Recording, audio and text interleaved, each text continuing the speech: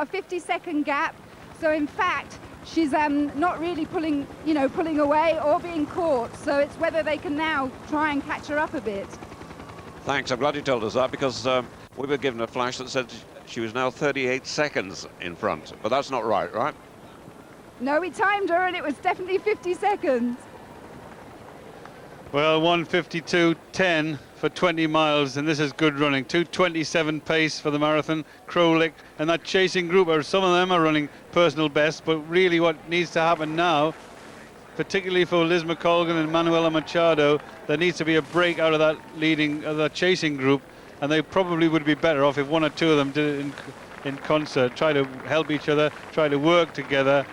And the gap Krolik has just beyond 20 miles, about 50 seconds, as Christine has been telling us. But the thing is, the last 6 miles of the marathon really are the test for the marathon. I still sense that there's some safety in numbers in that chasing group. For the first time, we saw Krolik looking behind anxiously, and now she's really digging in. She's starting to work very, very hard indeed. And it's a case of, can she keep it together herself? Because really now, it's up to her whether she wins this race. That gap will only close if she slows down.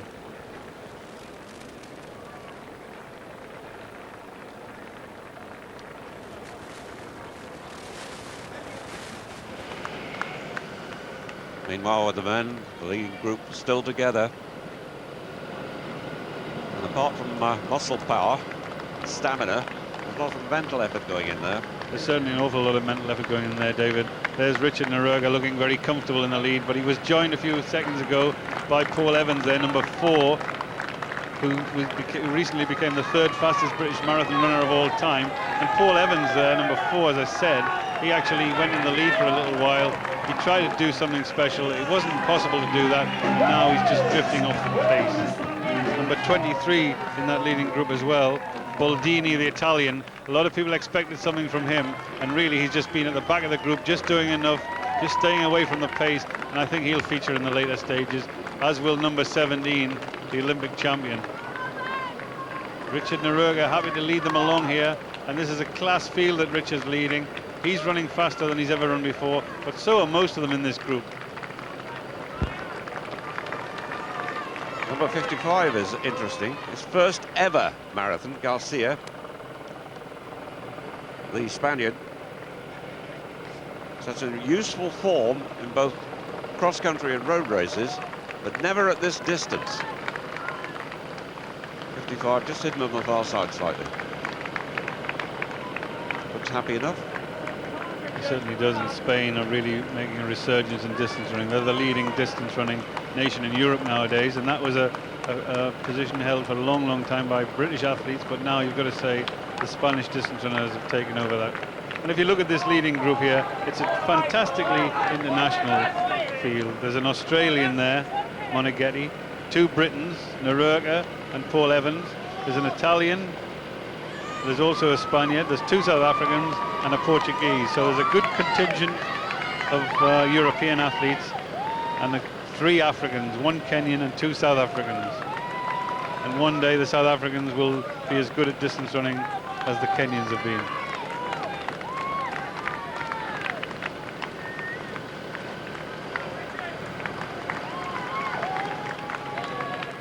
Well, back at the tower, no sign of Tanny Gray, but this is Monica Wetterström of Sweden, who was 7th in the Olympic Games 800 meters. That was an event which Tanny won, of course. We think that this lady is leading the wheelchair race as far as the women are concerned. We've seen the men go through with David Holding and the rest, but this would be somewhat of a surprise. Monica's actually coming out of retirement a little bit. She was very good about 5 or 6 years ago, and she's actually posted a time of 1:43. So it's actually faster than Tanny or Rose Hill's time, and it looks like she might actually have sneaked into the lead there. Well, we can only speculate as to what's happened to the likes of Tanny Gray and Rose Hill, of course, who's a former London Marathon winner herself. She's won it twice, in fact, as Rose, and Tanny 3 times. So the 2 leading British athletes will have to give you an update later on. There is always the problem, of course, of mechanical failure, isn't there? Of course, you've got punches to contend with, but I've just looked at the clock and it's run about just over the 1:30 mark, so she's averaging just over 4-minute miles. So there's a there's no reason to suspect that she's not way out there in the lead in the women's race.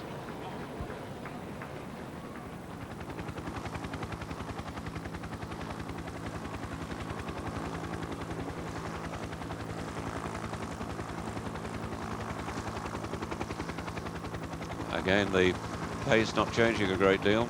The leader holding on.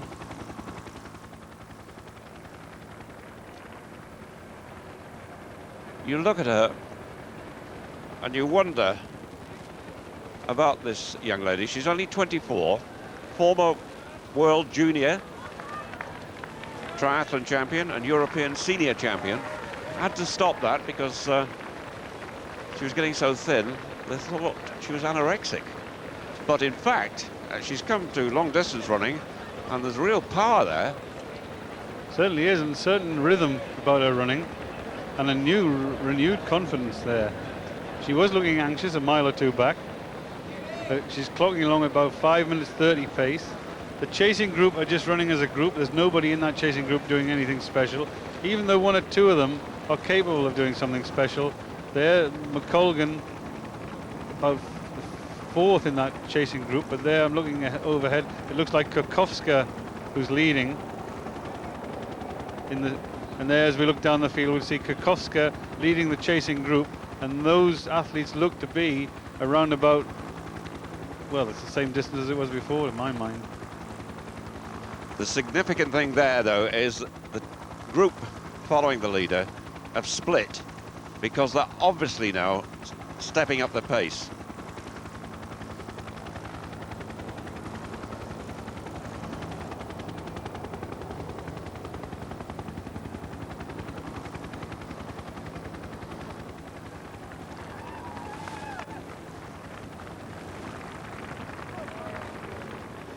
So back at Cuddy Sark, I wonder if the athletes running alongside 4581 realized that this gentleman, Abraham Weintraub from the United States of America, is 87 years old. Still coming round Cuddy Sark, but what a fabulous achievement for him. Of course, we have the evergreen Jenny Wood-Allen. She'll be somewhere out on the course, the oldest female runner at a mere 85 years old. But Abraham, he's going to remember this one for a long time. And I'll tell you what, he has passed quite a number of athletes in about the last 100 meters or so.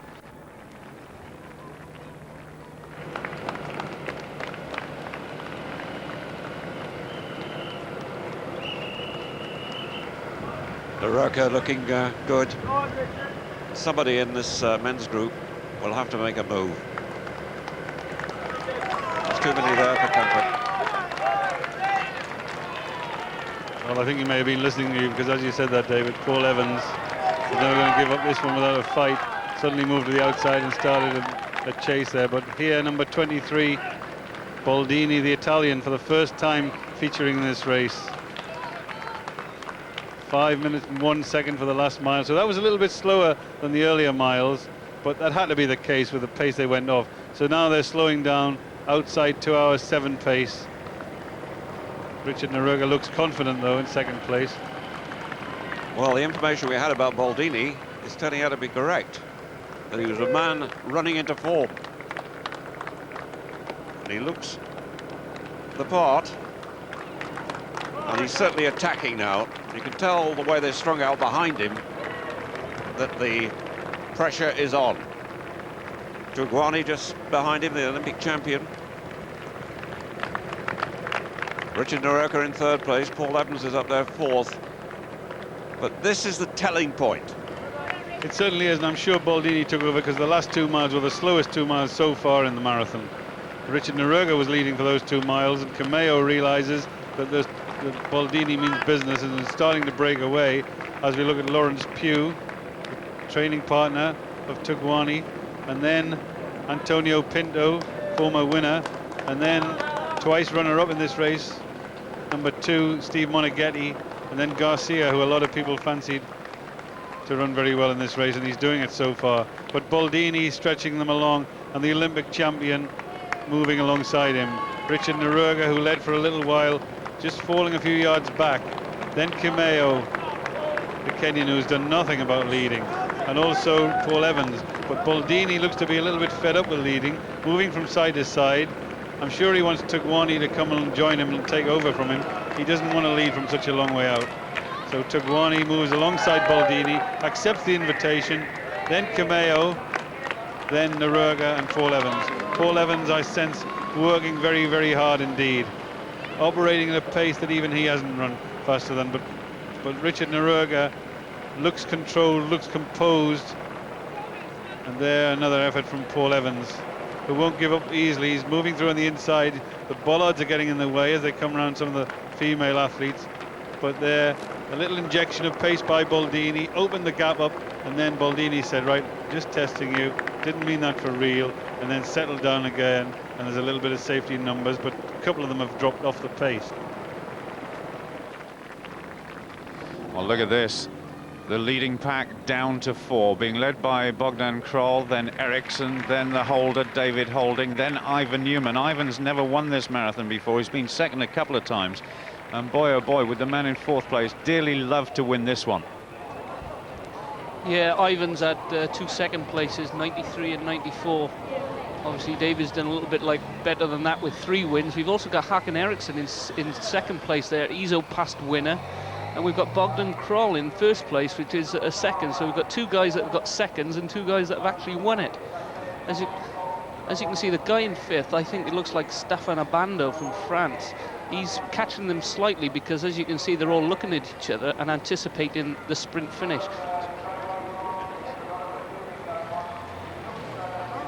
They're anticipating the sprint finish. Everybody's just looking around. It's a bit like cycling. They're just looking around. Nobody wants to lead out, or nobody wants to lead out fast, because in the last 200 meters, someone's gonna go past. Well, we're headed for a fabulous finish here. Bogdan Kroll on the left-hand side of the screen. Eriksson, who finished well outside this sort of placing over the last few years. David Holding looking very comfortable on the inside, the Olympic 100-meter champion, but Eriksson finished 2nd in that as well. And then Ivan Newman, the perennial runner-up in this marathon, in 4th place, the last member of the draft team there. And look at this, they're going to come around and see the finish line very, very shortly. Chris, you've got to put your money on somebody now. The sprint is on. Well, we've got 2 sprinters in there, David Holding and Håkan Eriksson, both medalists from Atlanta from last year, and it looks like he hasn't started his sprint yet. Håkan's in the right position though, he's just tucked in behind. The 2 longer distance guys, Ivan and Bogdan, if they don't go soon, they're going to find it hard to cope with the speed of Håkan and David on this finish line. Well, you've got to fancy the chances of the Olympic 100-meter champion, David Holding, right in the front there. And Holding, it's going to be head down, and it's really all or nothing now. Eriksson to the left of Holding. Bogdan Kroll looks as though he's out of it now. It's Eriksson, and David Holding is coming away. Ivan Newman could get 2nd, but it's going to be very close. But David Holding retains his title. That's 4 wins for David Holding during the history of this London Marathon, and he timed it perfectly. Nobody could have done it any better than David. He's the world record holder for the 100 meters, the current Olympic champion for 100 meters, and he showed his speed there. Tremendous stuff.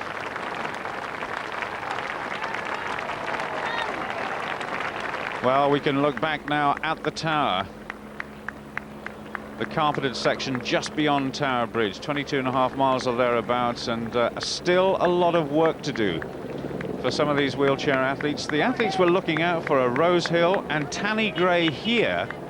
Now, we've already seen Monica Westrom go through, so what prospects of Tanny Gray retaining her title now? Obviously, Monica went through a few minutes ago, so it looks like Tanny's a few minutes down on her. But actually, looking at the clock, Tanny's actually on round about her course record, so let's see. Well, my impression is, watching the women's race to the lead, is that the leader is Paley. Krolik is being caught now by the chasing group. Chrissy Boxer.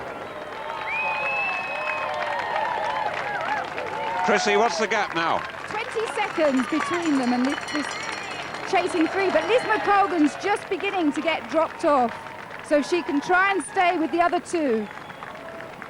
But certainly now, it's beginning to tell on Krolik, isn't it?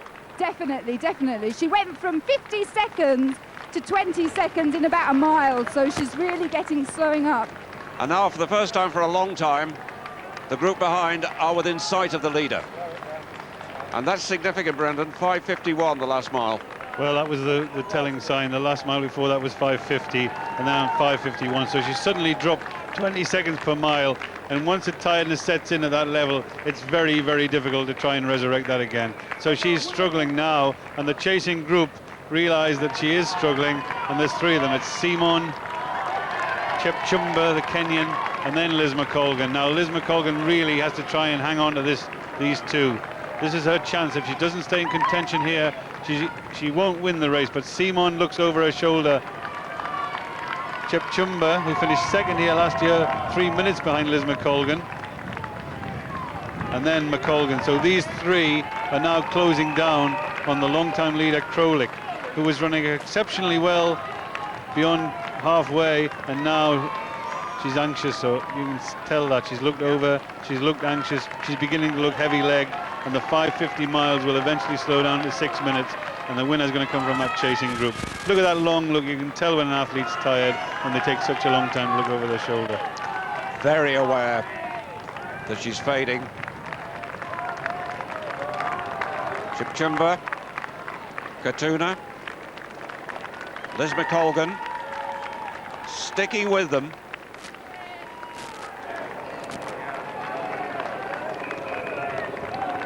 Katuna is 28.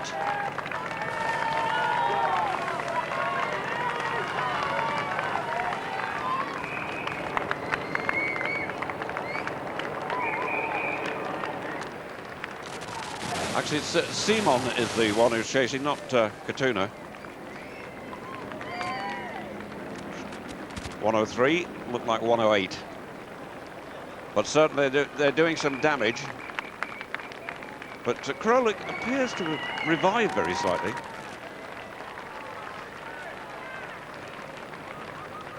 Well, suddenly pick up in pace by Krolik, and I wonder now, 5:50 for the previous 2 miles, and these two now working together. Simon, who's the fastest athlete in the field this year, running marathon earlier this year in 2 hours 27 minutes. Chepchumba was runner-up to Liz McColgan, 3 minutes behind Liz McColgan last year, and then 4th place in the race, just in sight there, Liz McColgan. Can she hang on to these two? And could she revive in the later stages? It's really, really important now that Liz just does enough to stay in contention. Krolik struggling there, and the two are closing down on Krolik. They're closing down very quickly, and you can see the tiredness in Krolik's legs. She looks heavy-legged there. Liz McColgan in 4th place, but I think Krolik is going to suffer in the later stages. Simon, Chepchumba, and McColgan. Can McColgan stay in contention? You certainly know that Liz McColgan will give 100%. As nobody will try harder, but Liz looks tired there. There's some class athletes behind these four, including the reigning world and European champion Machado, and also the New York Marathon winner Anuta Katuna, but Liz beginning to struggle in that group in 4th place. Simon looks over her shoulder and she sees, for the moment, there's little threat coming from McColgan. So her target is Chepchumba, the Kenyan.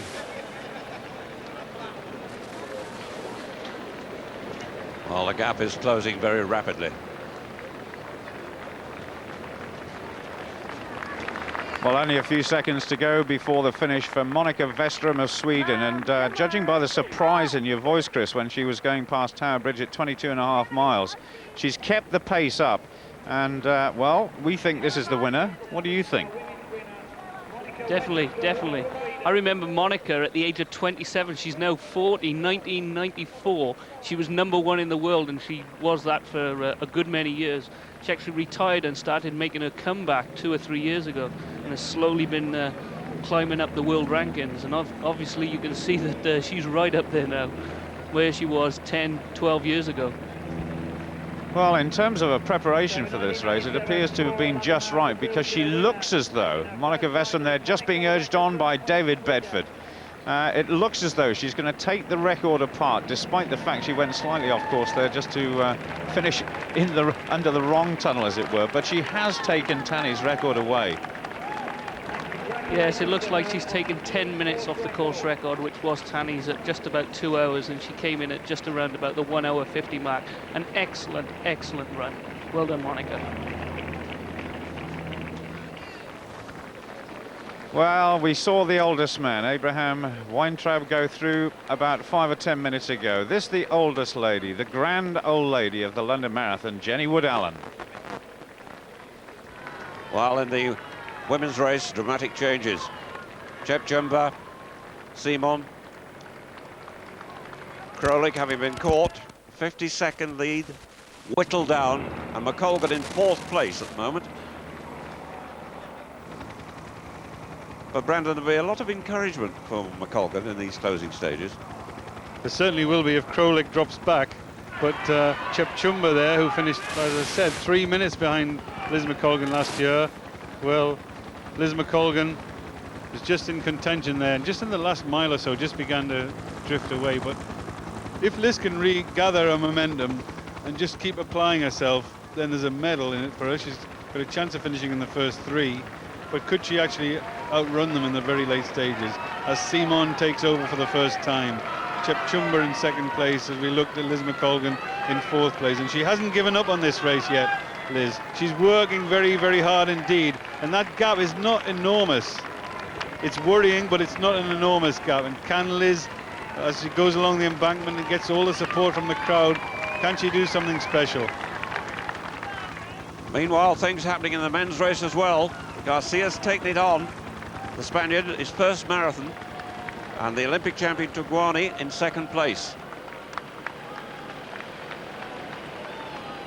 Actually, looking at that, it looks to me more like Baldini, the Italian, than Garcia. And in fact it is. But out with the race on the lead motorbike is a man who knows this course well. He's won the London Marathon. He's finished 2nd, 3rd and 4th. Hugh Jones. Hugh, the signs are what? Baldini was languishing way back at Tower Bridge. He's come through and rejoined the group through Canary Wharf, down through Docklands, and now he's ready to push the pace. The only guy who really is getting a grip to it with him is Josiah Tuguani. Eric Kimeo is chasing, but it looks right at this very instant as if he's losing ground. Richard Narurka was raising the pace with Baldini, but he's dropped back now, and it looks like a private battle really between Paul Evans, who's just 5-6 meters down on Richard Narurka. Well, Hugh, thanks very much indeed. That was really helpful, because if your information is correct, Baldini was the man who was prepared to stay off that suicidal world record pace, and he's proved that the law of distance running still applies. Even pace running is the way to do it. The leaders went through 63.5 minutes, which is world record pace at half marathon, and then Baldini stayed off that pace, and now he's looking the strongest one of all. And working hard in 4th place is Narurka. Critical part of the race, this. Baldini, the world half marathon champion. The Olympic champion, Tugwana, South Africa, and then Kamayo, the Kenyan. Narurka in 4th place at the moment.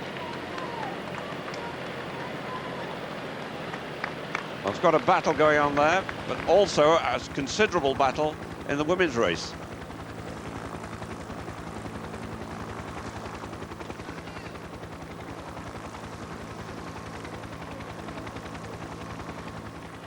Chepchumba, the Kenyan. Ran so well last year. Simon, Romanian, only 23 in 2nd place. Liz McColgan working hard to try and get there. Well, look at Liz McColgan, really is reviving, running with renewed vigor now along the embankment there. She's got them in her sight, and the one thing you know about Liz McColgan, she'll never give up easily on it. I spoke to her the other day and I said, you're not going to leave it as late as you did in the Great North Run last year. She said, well, I would hate to have to do that. But you know, when it comes to the class athletes amongst these, Liz McColgan is much faster on the track at both 5,000 and 10,000 metres, and all she needs is a boost here. If she could get a boost to her confidence by going past Simon, then I think we could have a renewed Liz McColgan. And if the crowd gets behind her, which we know it will, then we've got repercussions of a race that we saw last year. Well, the crowd will certainly lift McColgan, and it looks to me as if she's revived. Chris Box is out on the lead bike. Chris? Yes, she's just gone past Simon now, and she really looks very determined. In fact, when she got dropped, she didn't let them get away. She stuck at 3 seconds and just gradually grinding it back. So now she's into second. She's got about 1.5 seconds behind the leader, who's beginning to look tired. And the whole crowd are just cheering Liz. And she's taken a very good water bottle there, and in fact that can be very helpful because she hasn't lost her rhythm at all. Well, Chepchumba finished second last year to Liz McColgan, but McColgan revived, and she's got a lot of help out there on the course in this critical stage of the race. Meanwhile, the lead men at just past 22 miles, going through the tower. Camayo is now the new leader, and Narurka's back in the race. Like McColgan, he's worked his way back. He certainly has there. Camayo's taken over. Baldini slipped down in third place, and the Olympic champion Tugwani, he really hasn't been interested in leading at all in this race, but the three of them pulling a few yards away again from Richard Narurka, but Richard really is applying himself extremely well. So we've got Britons in contention in the men's race in fourth place there, and we've got Liz McColgan still chasing Chepchumba along the embankment in second place in the women's race, and so Dave Bedford's ambition to have Britain's feature in these two top international races is actually unfolding. And there's Liz McColgan. She's getting fantastic support from the crowd on the side of the track, and remember, Liz is a class track runner out of these. Liz has still got her leg speed from her days of running 5,000 metres. Remember, she's the world indoor record holder for 5,000 metres. She's Commonwealth champion and world champion at 10,000 metres. And Chepchumba, who's a class athlete, has never been able to show that level of talent on the track and over shorter distances. And Liz is making hard work of this, but literally when she smells the lead here, she's going to be difficult to beat. The crowd are supporting her. She's worked harder than Chepchumba in the last couple of miles, but really Liz can sense she's got a chance here, and that's all she wanted. If she'd been given the opportunity to have a chance in the last couple of miles here, then you know Liz would have wanted to take it. Along the embankment, great support from the crowds, and then as they turn in the birdcage walk, Liz McColgan, look how determined she is. Chepchumba wants the drink down her, but Liz wants the lead.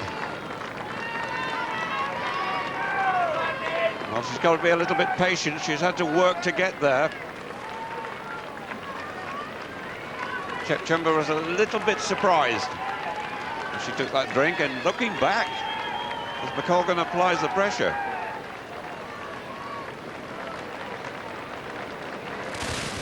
Well, this is the sort of race we expected, but McColgan's paced herself in this. She's the best track athlete of the leading group, former world 10,000 metre champion. Has she gone too early? Will Chepchumba become discouraged? This is a real bid to retain the title. And she's got something in mind as well as trying to win this race now. She senses she's got a great chance, and look how determined Liz McColgan is. She's a great example to every distance runner in Britain. She sticks at it, go through the hard patches, and in every marathon and in every distance race you go through a hard patch. When Liz goes through a hard patch, she switches into overdrive and works harder. And she's battling now. She doesn't want to give up on this one, but she hasn't won it yet. Chepchumba's still there. McColgan's giving everything. She's working extremely quickly. And I might bet on Liz in the last 100 metres or a 200-metre sprint, but she's not settling for that. She wants to get away from Chepchumba, and she knows a personal best time is on the cards for Liz McColgan. She didn't want to think about times before the race. She wanted to think about victory. And the victory is there now for the taking as she looks ahead.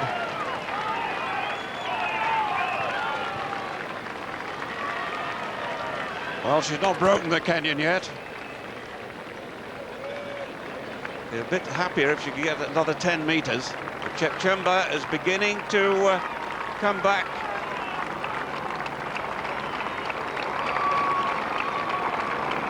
I think Liz is very aware that she needs a few more yards on Chepchumba because there's a combination of tiredness and anxiety in Liz, and she looks anxiously over her shoulder there and realizes she hasn't done enough yet. So it's back to the work, head down, working hard. And Chepchumba is coming back alongside Liz McColgan, but we've never seen a race like this in the Women's London Marathon before, and Liz McColgan knows she's got a chance, but that's all it is.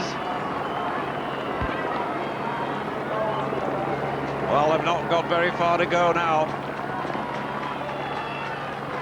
The right turn shortly. It takes them from Birdcage Walk past the Palace, then the right turn into the Mall, and yards to the finish. Chepchumba's tried hard to get back, but McColgan is a battler. She drives herself in training. She drives herself harder than almost any athlete I've known. Demands so much of herself. But now she's got to demand something very, very different. Chepchumba is still threatening all the time. But McColgan, every time the Kenyan gets there, McColgan responds. And I hope Liz has got some of her track speed left in her legs. She certainly was going to need it as they approach the turn into the mile. Chepchumba looks strong. She hasn't given up on the task. And McColgan, I think she'd be surprised to find herself here, and she knows she's going to have to produce one of those 60-second 400-meter runs as she turns into the mile. She's got a chance. Is it enough? Well, they've got quite a race on here, and McColgan is fighting it out. She's 32, Chepchumba's 26. McColgan, former world 10,000-meter champion. Can she hang on? And now as she turns this corner, she's even sprinting. McColgan goes for it. And Chepchumba is struggling. Now the finish in sight. And she's got to keep driving. Chepchumba not responding, and just a matter of meters between them. Is it enough? Chepchumba beginning to come back. Oh, and Chepchumba really is trying to drive it home, but McColgan still driving hard with those arms as well as legs, and Chepchumba now coming from the back has got the advantage and takes it in the last few strides. McColgan, the title holder, finishes in second place. Fastest time she's ever run. The Kenyan second last year. What an effort that's been. And this is Simon, the Romanian, in third place. One of the most dramatic races we've seen. It certainly was. And to be honest with you, we've never seen Liz work as hard as that. She sensed with 100 meters to go she could do it, but no, it wasn't to be. Faster leg speed and sprinting speed by Chepchumba. Well, Liz McColgan tried to win it from a long way out, and Chepchumba, well, she'll never run as hard as that in a race. These were first and second last year, and now they've reversed the placings. Chepchumba winning the London Marathon. Personal best for Liz McColgan, and a brave run in fourth place by Krolik, the German. There's Machado there in sixth place as we look down the map.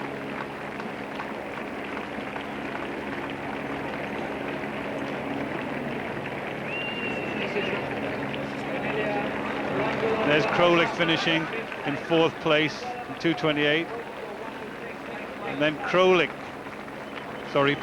from Romania in fifth.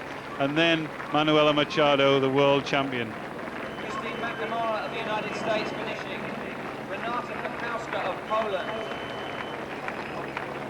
Well, what an unbelievable finish to a marathon. I don't believe I've ever seen anything like that.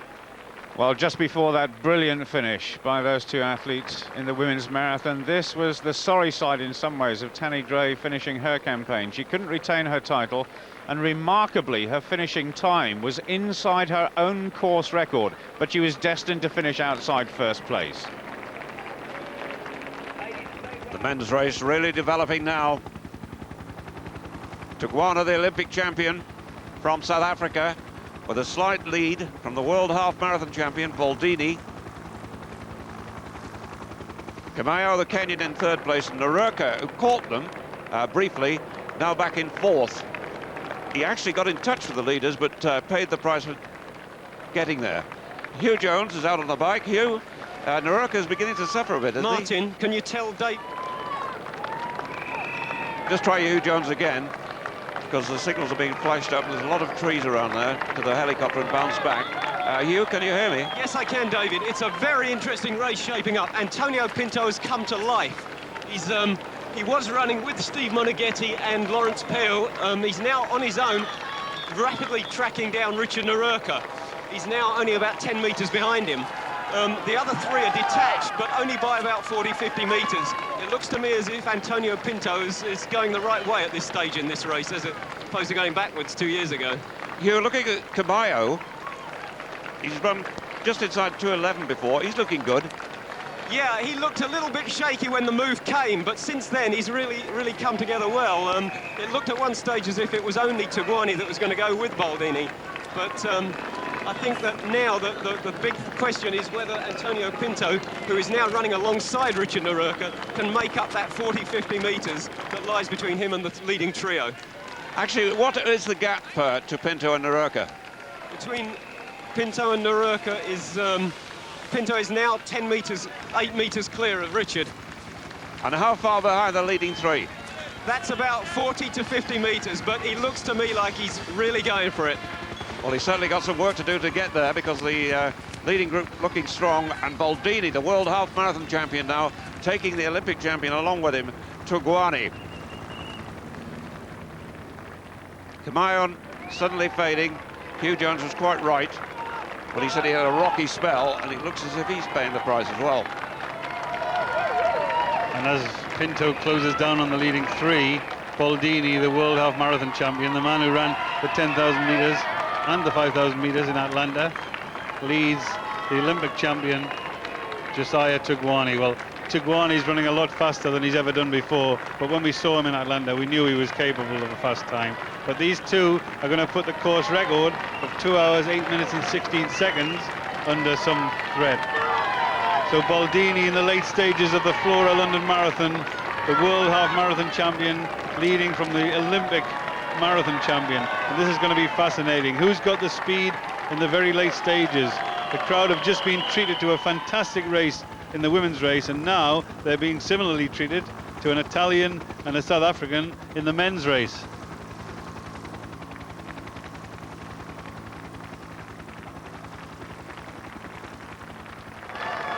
Baldini's really making an effort to get away from Tugwani, but the South African is believed to be the smallest ever Olympic male track champion. He's 5'2" and weighs only 7 stones. Wanted to be a footballer, but then found out he wasn't big enough. That was how he started running, and what a talent he is.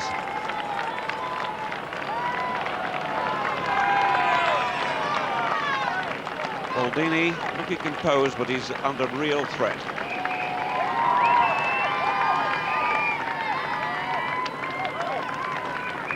And there's Baldini also, looking at the split times, just through 25 miles there, just over a mile to go, or just around about a mile to go now in the marathon.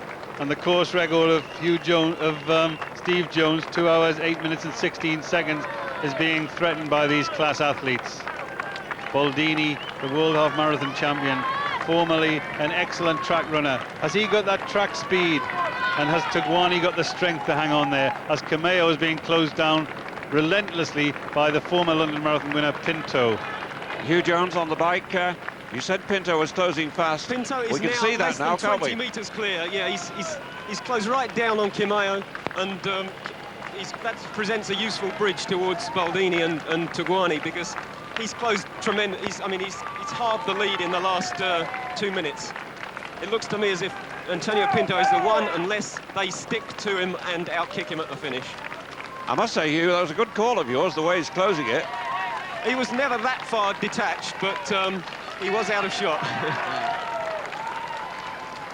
Well, Pinto's very much in this race now.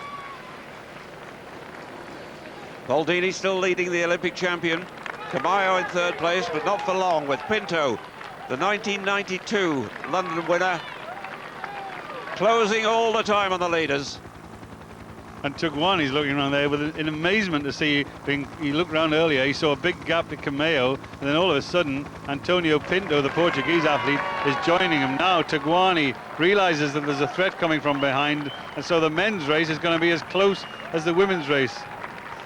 Baldini's run 13:23 for 5,000 meters, which shows you what kind of a class athlete he has been on the track, and he looks very economical with his running. Tugwani's all over the place there, he doesn't know which side of Baldini to attack on, and Baldini now, he's surprised by the relentless approach of Pinto, who's probably left it a little bit late to close down on them. He's done some hard running, and now Tugwani, he's going to test him, he's going to stretch him, and these three men are going to run very close to 2 hours and 8 minutes. Well, Pinto really storming through. In 1995, he made a major error. He led by half a minute at 20 miles, but was closed down by Serran and Monigatti. But this year, he's come from the back, and he's come strongly. He's had to work to get there.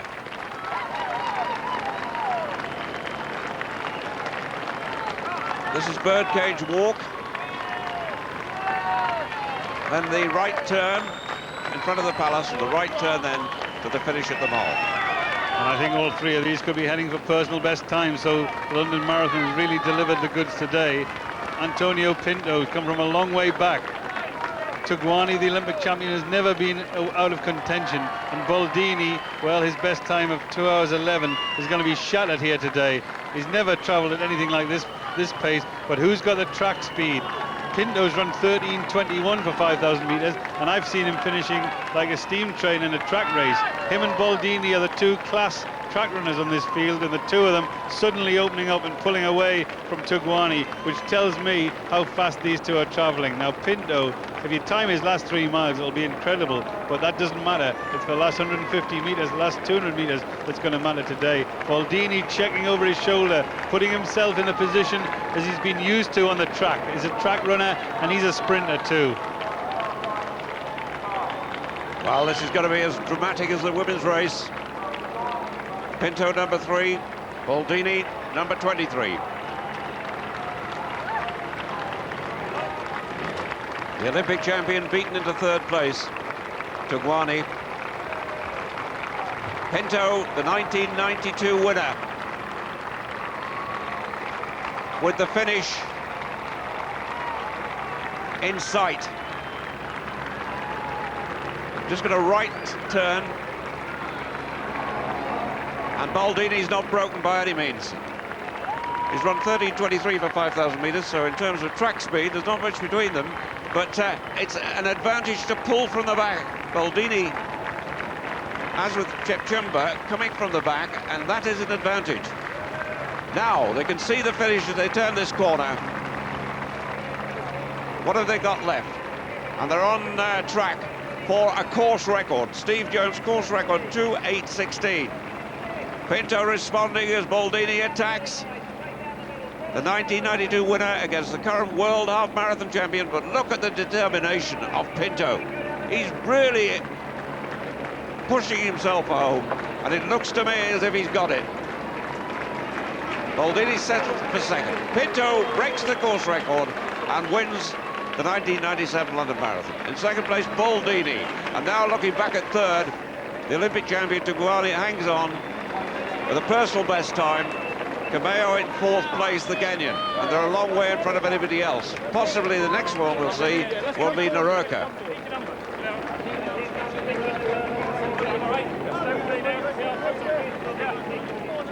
Oh, the next one is Pugh, the South African. Two South Africans in the first 5. Oh, Naroka, actually, we're on the wrong shot there. Naroka actually finished ahead. Good run by him. Personal best by Naroka. Monighetti, finished twice in this race before, is next, the Australian, the Commonwealth champion.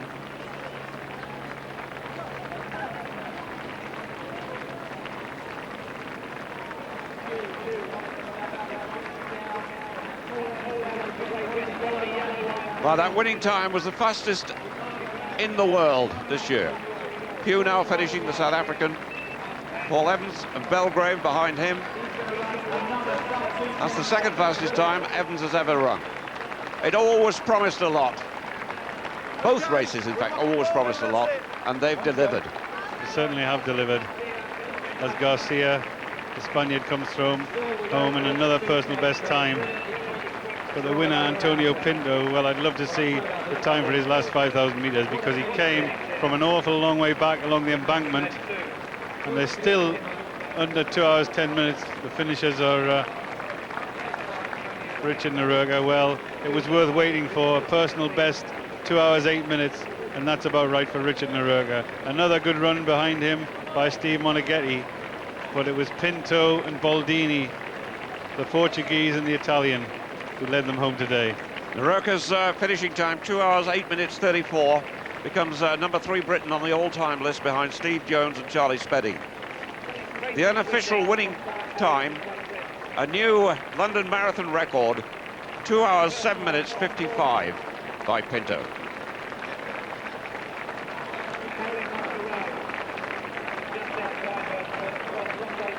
Those funnels in about half an hour's time will be absolutely packed.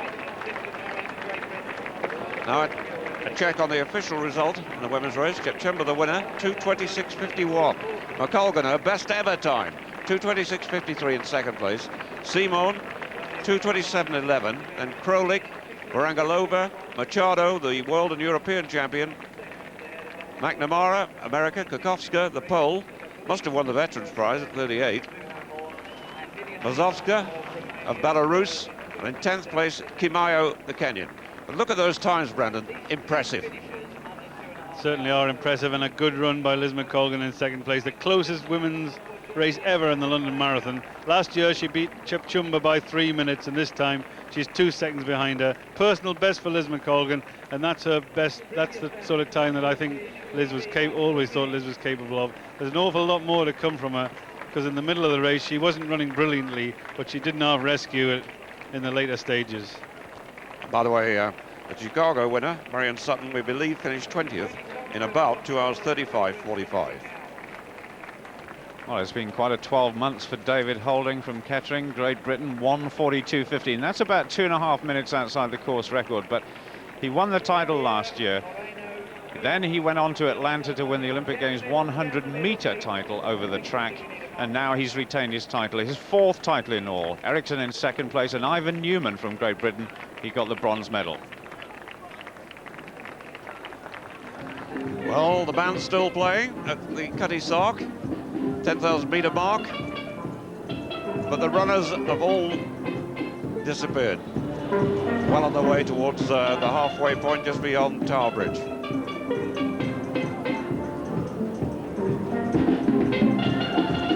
Music is from Cutty Sark, and meanwhile on Tower Bridge, the athletes streaming through. Still not at halfway. And just to update that women's wheelchair result as well, of course, it was Monica Westrom with a blistering course record, some 11 minutes inside Tanni Gray's course record of 1:49.09, ahead of Tanni Gray in second place.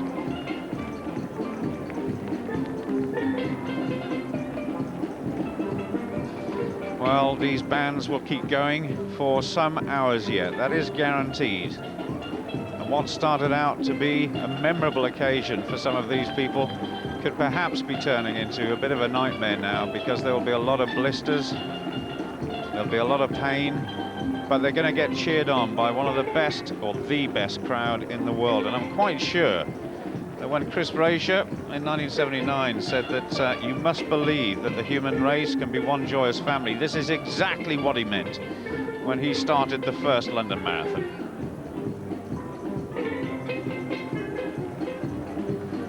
So down at the City Pride, Diane Louise Jordan, we can now speak to her. Somebody from Cambridge. What are you doing? That's what I'm on. Who are you running for? National Association for the Relief of Paget's Disease. Do you think you're going to make it to the end? Oh, yes, I'll make it. And how are you feeling now? Getting tired. the club's getting heavy. Well, I'll get away from that club if I was you. See you later. Bands all along the route. We saw them at Cuddy Sark. The runners already having gone through there. We're now out on the Isle of Dogs. And at the City Pride, the band's playing there.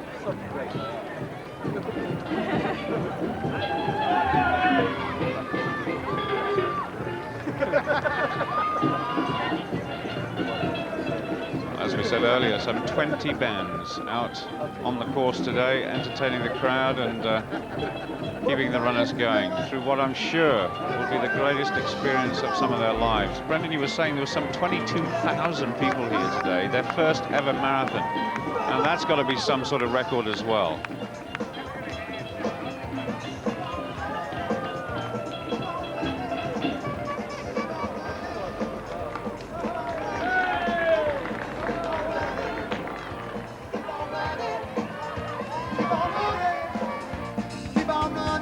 City Pride. I've got a feeling this band might be called the Fabulous Undertakers. This is one of the bands that themselves are sponsored to raise money for charity as a result of their exploits here. But this is a fabulous sight, one of the great landmarks in London. Athletes still, of course, coming underneath there, but the athletes going across Tower Bridge for the first time. They then go out into Docklands, so they've got a lot of running to do yet. Meanwhile, down below them, the leading club athletes and other internationals going through. You can see them in the background there, or you could see them going through. There are now some, oh, that's a 10-mile gap still.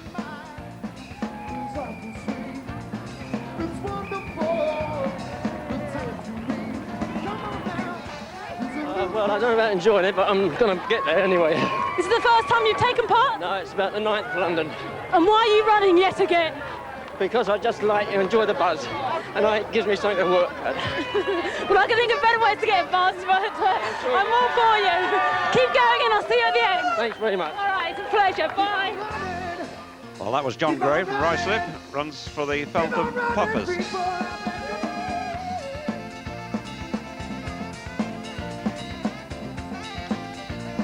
Astonishing sights all round the course. Well, I've just seen the number of spectators out today, David. I just think that's the biggest crowds we've ever seen in the London Marathon. The races have been fabulous. The weather's glorious, and it's also good for running. And we've seen so many personal bests. The first 4 in the men's race all ran personal bests, and at least the first 2 in the women's race ran personal bests. So London today was a great provider for these athletes. The pacemakers did a fantastic job, and 2 of the closest races you've ever seen in marathons, both on the same day.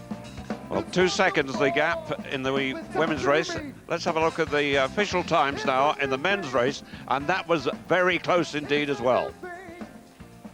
The gap just 1 second. Pinto the winner, new course record, 2 hours 7 minutes 56 seconds. A second behind Boldini of Italy, the world half marathon champion. Third, Thugwani, the Olympic champion, South Africa. The first Briton, Nerurka, with a personal best time, the 3rd fastest ever by a Briton. Paul Evans back in 8th place, the 2nd Briton. 2 of the greatest races we've ever seen. They've really been absolutely outstanding.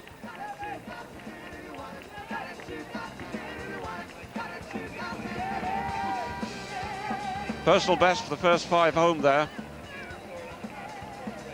But Nerurka must be well pleased with that run of his, even if he wasn't in the medals. And so too Paul Evans.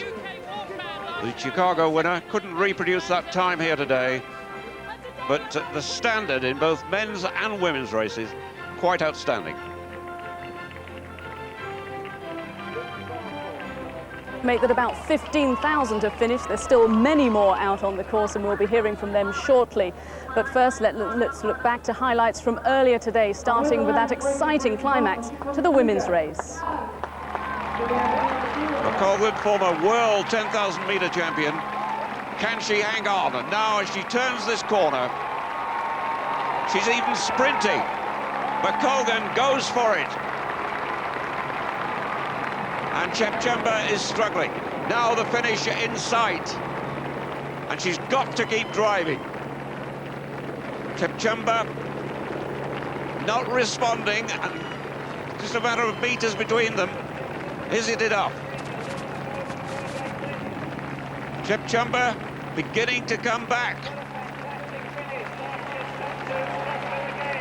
Oh, and Chepchumba really is trying to drive it home, but McColgan still driving hard with those arms as well as legs, and Chepchumba now coming from the back has got the advantage and takes it in the last few strides. McColgan, the title holder, finishes in second place. The Kenyan second last year. What an effort that's been. So the first and second places reversed. Joyce Chepchumba of Kenya, the winner this year's London Marathon. Liz McColgan, a personal best for her, but second, and Lydia Simon of Romania was in third place. But the men weren't to be outdone. They also provided an exciting finish. Pinto, the 1992 winner, with the finish in sight. And Baldini's not broken by any means.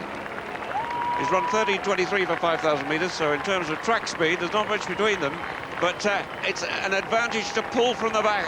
Baldini, as with Chepchumba, coming from the back, and that is an advantage. Now, they can see the finish as they turn this corner. What have they got left? And they're on track for a course record. Steve Jones' course record, 2:8:16. Pinto responding as Baldini attacks. The 1992 winner against the current world half-marathon champion, but look at the determination of Pinto. He's really pushing himself home, and it looks to me as if he's got it.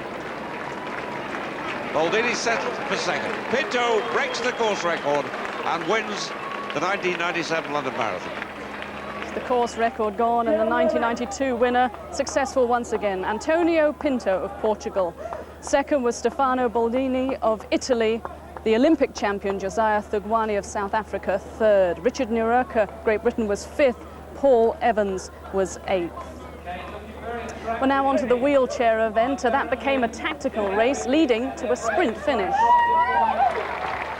Well, we've got two sprinters in there. David Holding and Håkan Eriksson, both medalists from Atlanta from last year, and it looks like he hasn't started his sprint yet. Håkan's in the right position though. He's just tucked in behind.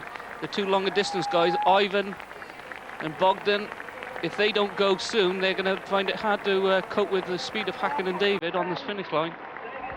Well, you've got to fancy the chances of the Olympic 100-metre champion, David Holding, right in the front there.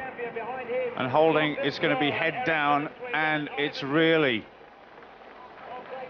all or nothing now. Eriksson to the left of Holding. Bogdan Kroll looks as though he's out of it now. It's Eriksson, and David Holding is coming away. Ivan Newman could get second, but it's going to be very close. But David Holding retains his title.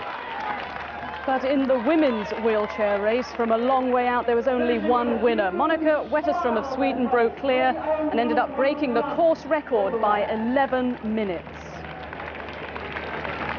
Tanni Gray, the three-time winner here in London, a fast time for her too, but this year she had to settle for second place.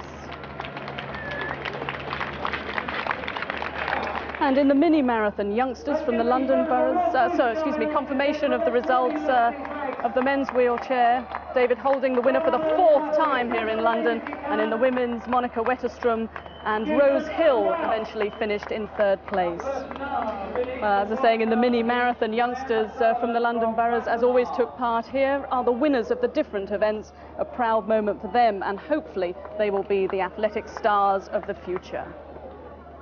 Well, while you've been away watching Chelsea getting through to the FA Cup final, the fun runners have been pounding the streets of London. Let's now go out and meet some of the characters who always make this day so special. We're going to turn the clock back an hour and join our commentators. They are Brendan Foster, Paul Dickinson and David Coleman. But first, our two reporters out on the course, Diane Louise Jordan. But first, here's Hazel Irvine.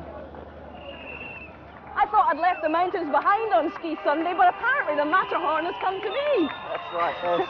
I'm running for Action Research, and then I'm going to climb the Matterhorn in August later on this year. Wouldn't it have been a bit easier if you just decided to bring along Salisbury Hill instead? It might have been, yes, but then I wouldn't have raised as much money, you see. Well, you're looking as fit as a fiddle. Thank Keep you very going. much. Bye-bye. Cheers, What have you come dressed as? I'm the UK Walkman. Last year I walked 79 days from Land's End to John O'Groats. And But today you're running 26 miles. Yes, I am. Just a walk in the park. Are you doing this for charity or for fun? Raising money for Headway. How much do you hope to raise? About £1,000. Well, good luck to you. I'm going now because I don't want to run to the end. See you later. The masses have been on the road now for just over 3¼ hours. The weather getting warmer is about 17, 18 centigrade, and still thousands on the road. 182 inside 2½ hours. 602 inside 2¼ good running that, and 1,500 plus under 3 hours. Such is the standard. A record number of starters this year. The marathon officials have told us over 29,000 started.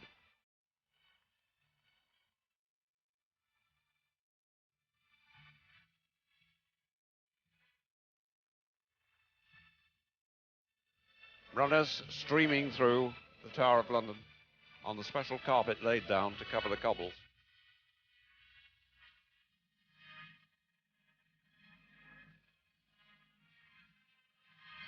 And these people have become part of the history of the City of London. Brendan. Well, I was impressed with those figures that you read out, David. To have over 1,000 runners finish under 3 hours for a marathon is absolutely fantastic. And here we are, 22 miles, and they're streaming through, and they'll be finished in about 40 minutes' time, and the mass will be finishing between 3½ hours and 4 hours. And then the finishing systems and the organisation will have to flow into action, and they've been practicing for it. They do it every year. They do it superbly well, and I've been impressed overall with the organisation of today's event. Alan Storey and Dave Bedford, between them, put on a great first-class field. 2 competitive races they've shown us, and the masses are now being taken care of extremely well. As we look through Traitors Gate, and you can see the runners going past along the cobbles. Fortunately, that carpet is now looking a bit ruffled, but some of them avoid the carpet, and others are quite happy to have a little bit of a rest there. But under 4 hours for a marathon, there's an awful lot of preparation gone into it, and it's a very, very distinguished performance to finish under 4 hours in a marathon. Well, they've still got about 3 miles to go, not more than that. And meanwhile, at the finish, they're coming through. Peak period for finishing is about 3 hours 40 to 3 hours 50, when there are about, it's expected, up to 10,000 going through in those 10 minutes.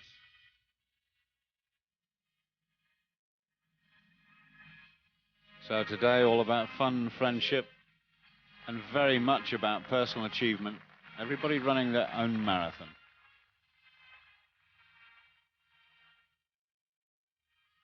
Thousands upon thousands of volunteers around the course as well, from schools, from athletic clubs, at all the drink stations. St John's Ambulance, of course, doing a brilliant job as always.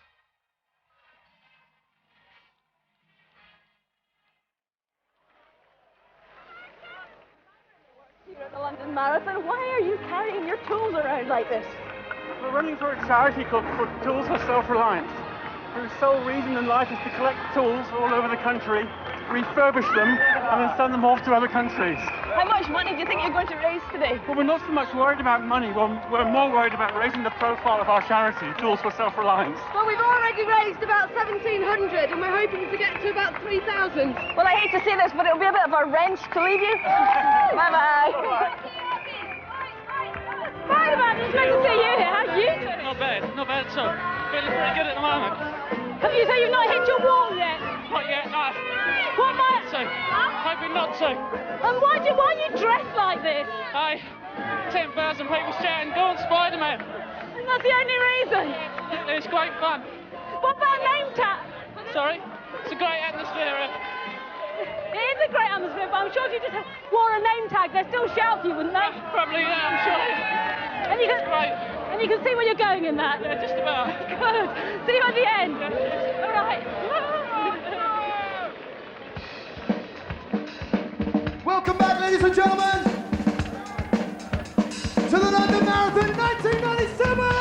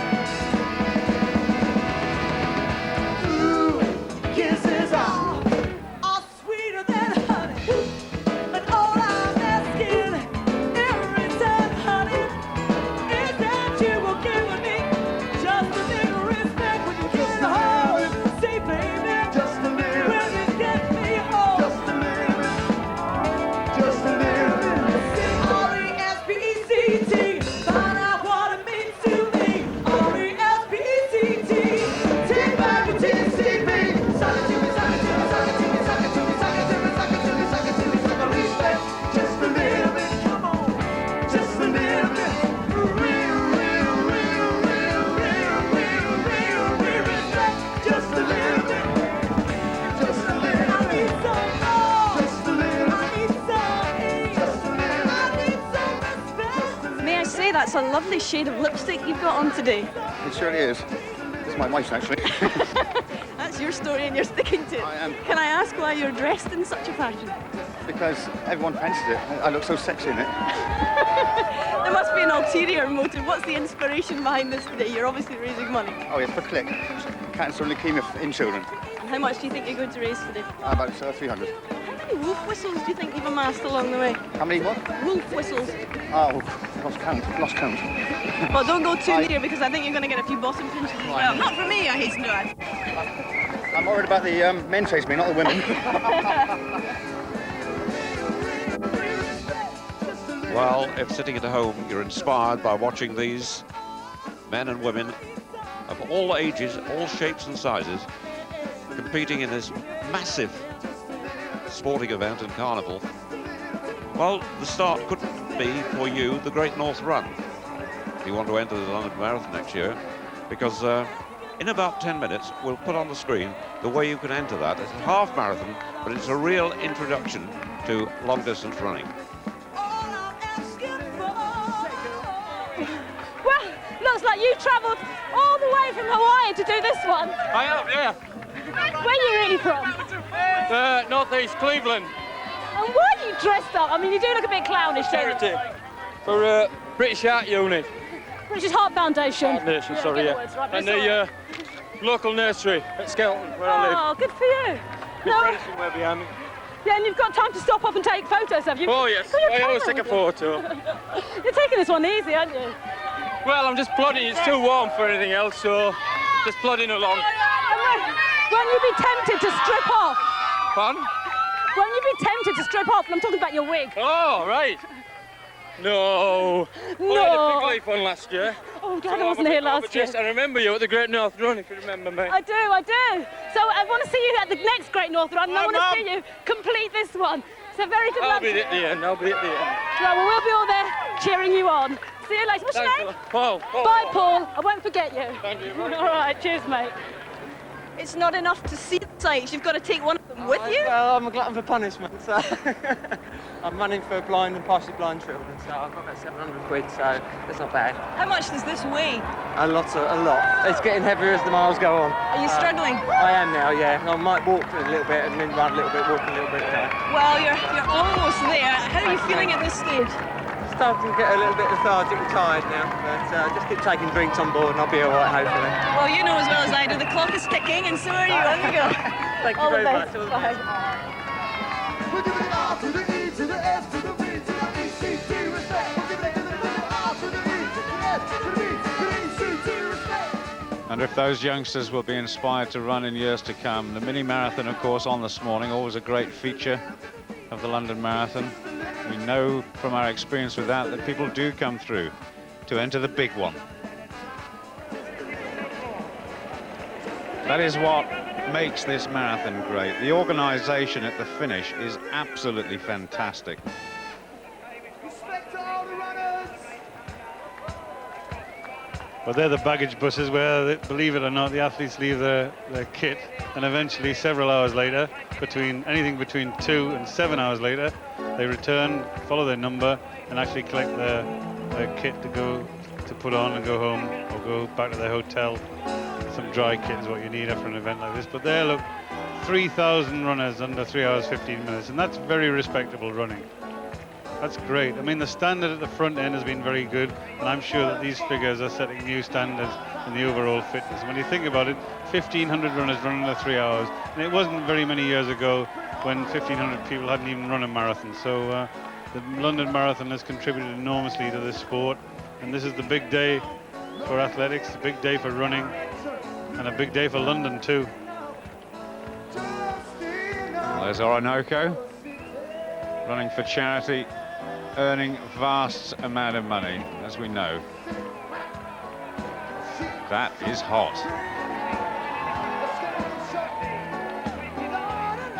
One of the best views in town. To get to this gig on time, we had to get off early. The day is short, but never are they dirty. This is about 3 miles to the finish. Enough for the city.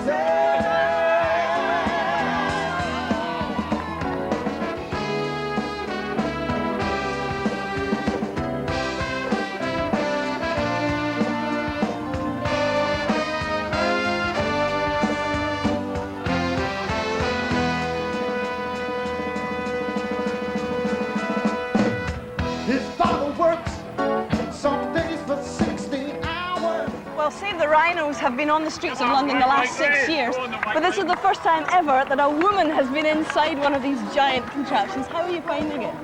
The first about hour was pretty rough, and guess getting used to the costume in general being really, really hot. And then after that, you do end up just riding on the cries of people. But I mean, when they yell out your name, it's just amazing. It gives you all the energy you need. How much does this weigh, Sasha? 32 pounds. How much have you been training to try and handle this? For about 12 weeks I've been training, but maybe twice or 3 times a week. Well, you're doing a bit for Women's Lib and the Rhinos today. Congratulations. Keep going. You must be so hot. I'm boiling. It's absolutely red hot. Bad idea?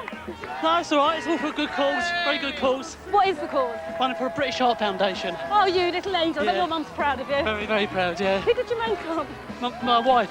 Your wife? Yeah. Did you get out on the streets looking like that? Yeah.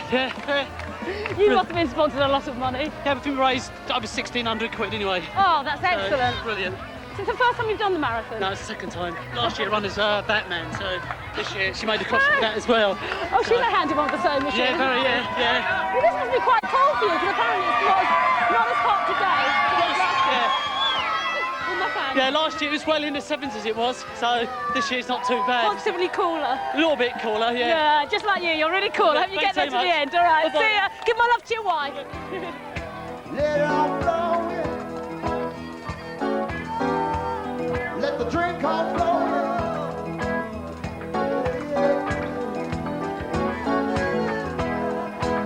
A little free-pop thing for you. Well, the 11 million pounds that they talked about last year, and if you think about it, it means everyone running here, and we've seen and heard from them all the various good causes that they're collecting money, and the average amount of money collected per head is over 300 pounds, and that's a marvellous effort. And the significance of the London Marathon is the amount of money raised for charities. And I mean, when they dress up in rhinos outfits and they battle their way around 26 miles, well, you've got to have admiration for them.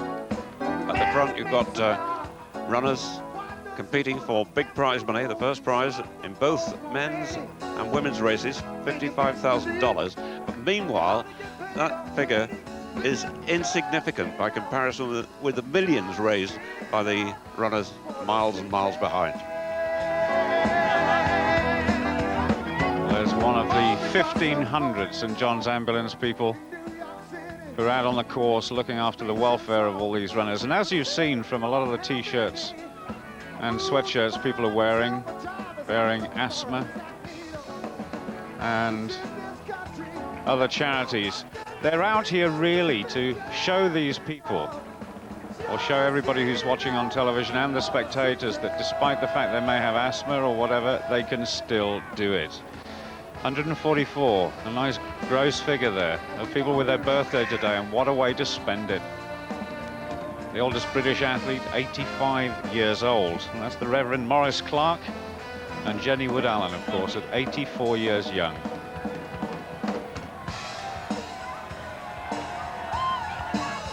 Okay. Jim, you're in a boat, but you look as if you're in need of a tug. I'm going to sail. It's just up the river. Get in on the river there and I'm all the way. Well, it's appropriate to speak to you here as we go across the Thames. Yeah. Great, we're raising a lot of money. Hey, can I say to everybody at Wakefield Hospice, good on you. And good on you indeed. Keep going. Wait, now, you're the biggest schoolboy I've ever seen. I know. Who have you come as then? Sorry? Who have you come as? No, Billy Bunty. Oh, it's a sweet for you. Oh, lovely. I've no gelatine on that. Billy Bunty, I thought I'd try it in fancy dress this year. This is me 9th. Oh, you're off your trolley. So I thought I'd try it in my 33rd marathon. Oh, I'm so impressed. So I thought I'd give it a try in fancy dress. And how different is it in fancy dress? Very difficult, especially the weather. Very difficult. But will you get there to the end? Oh yeah, I'll get there. No problems at all. Look, I got me bun. I'm so impressed. So you'll be eating along the way? I certainly will. You sound like a Londoner. Where are you from? Peckham. Yeah, South London. Say hello to South London. Yeah, South London I am, and I'm a fireman. Oh, I'm very impressed. Is this who you're running for, the firemen? Yeah. All right, keep racing that dash and get to the end. Okay, See you later. Thanks for the sweet. Yeah. Bit of a spring chicken here. How are you feeling? Yes, I'm only 20, you know. Are you feeling as fresh as a spring chicken at this stage? Not exactly. I'm saving it to the last mile. Can you describe the feeling in your legs at this minute? No, I can't feel them. Well, you're over halfway now. Are you going to make it? I reckon so, yeah. Just finally, tell me why you're dressed like this. I hope to hide that it hasn't worked. You are no longer anonymous. Bye-bye. Do anything to get on TV. And how hot are you? Very hot. How heavy is that thing? It's 32 pounds. Oh, no. So with all your training, have you been training with your rhino outfit on? No training in rhino outfits. First time. So it's a bit of a shock then. That's okay. I must say you're remarkably jolly for somebody in such a hot outfit. Who are you running for? I'm running for Save the Rhino International. And how much do you hope to raise? We're raising £75,000 for rhinos in Africa. Brilliant. And I bet you're dressed up like this so none of your friends can see you. I'm hoping they're watching. I'm sure they are. Anyway, put it this way, you certainly get noticed. Thank you. I'll see you at the end. Bye. Hope you make it. Participation. All I want you to sing is Ride, Sally, Ride. This song called Mustang Sally, y'all.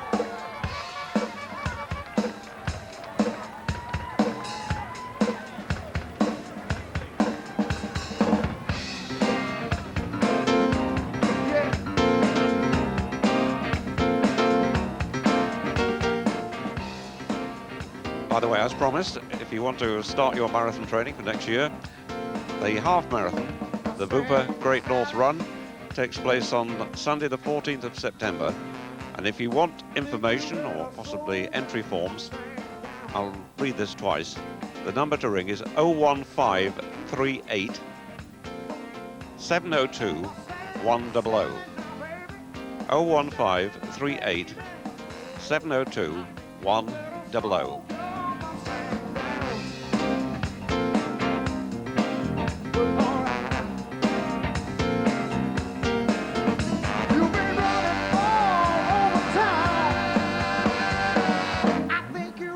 Put your flat feet back on the ground.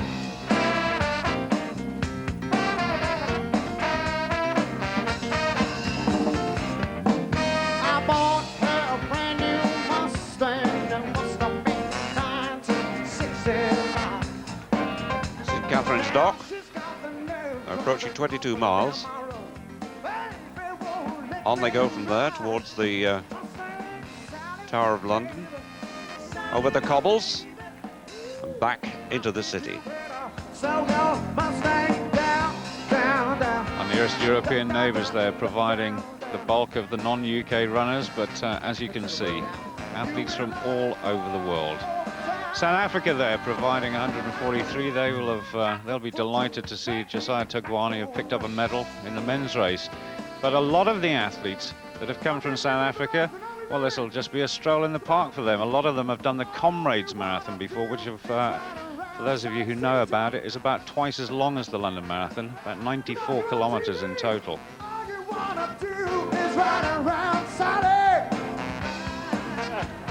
Well, you're making a bit of a noise on the way up, a clown of yourself even. People move away from us, but it's great. What's been the best part so far? This, coming up to here. I've done this 4 times and this is the best yet. Well, I must say, I think the sound of the money must really give you heart. Yeah, I've had a runner's high. Now, coming up through here, brilliant. Absolutely brilliant. I'm going to let you go. People are giving their money away. And I'm going to let people hear what's inside your bucket. Keep going. Okay. What a lovely sound. On the drum, it is about burning. Come on, Bob. Wow. Well, the spirit of this Florida London Marathon really overspilling into the streets. The crowds are still here. They've had a long day, but they've had a beautiful day. And here we are, 22 miles, not far to go. Good time still in hand, 4 hours still on the cards. And anybody who finishes under 4 hours, I'm looking for my colleague from work, Mark Richard. He told me he was going to do under 4 hours, and I've been looking carefully, and I can't see him. And also Steve Waugh from Mears Pearson, who told me he was going to run under 3 hours, but I was looking for him, and I couldn't see him either. But he's standing to gain £3,000 if he runs under 3 hours. So big incentives for charity out there. And look at the occupations. There's obviously a theme in that one. On the trombone, Mr. Paul. No television commentators on that list there, is there? Bump and grind, bump and grind.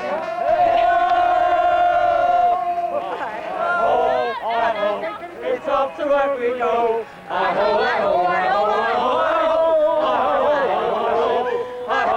It's off to where we go. Snow White, I'm very impressed. You've even got enough puff at this time to sing. Yeah. How's it gone so far? Brilliant. We've protected loads and loads of money, and that's what we're doing it for. Wins kids. Wins kids. But surely your dwarves cannot be behaving themselves. Are they behaving? I've had to keep them around a few times. But they've been pretty good. Yeah. Right, well, Doc, Sneezy, the whole lot of you, keep going. Well, you looks like it's all a bit hard at the moment. How's it going? Bit warm, but I'm doing okay, thanks. First time here? No, this is my 11th. Oh, well, you know what you've got in store. You've got no sympathy. Who are you running for? The croupiers in Cardiff. How much are you going to raise? Not a lot, I'm afraid. There's not enough for charities for the club. All right, that's good, but every bit counts anyway. What's always a bit here that you hate the most? I think it's the last few miles. But right now it's okay? Yeah, it's fine, thanks. And how do you feel right at the end when you've done it? Exhilarated. Well, just remember, that's in store for you when you hit that wall. See you later, I'm rooting for you. On the road, almost 3 3/4 hours. This is the peak finishing period. And look at that. Just over 5,000 through in 3.5 hours. A record number of starters, 29,000.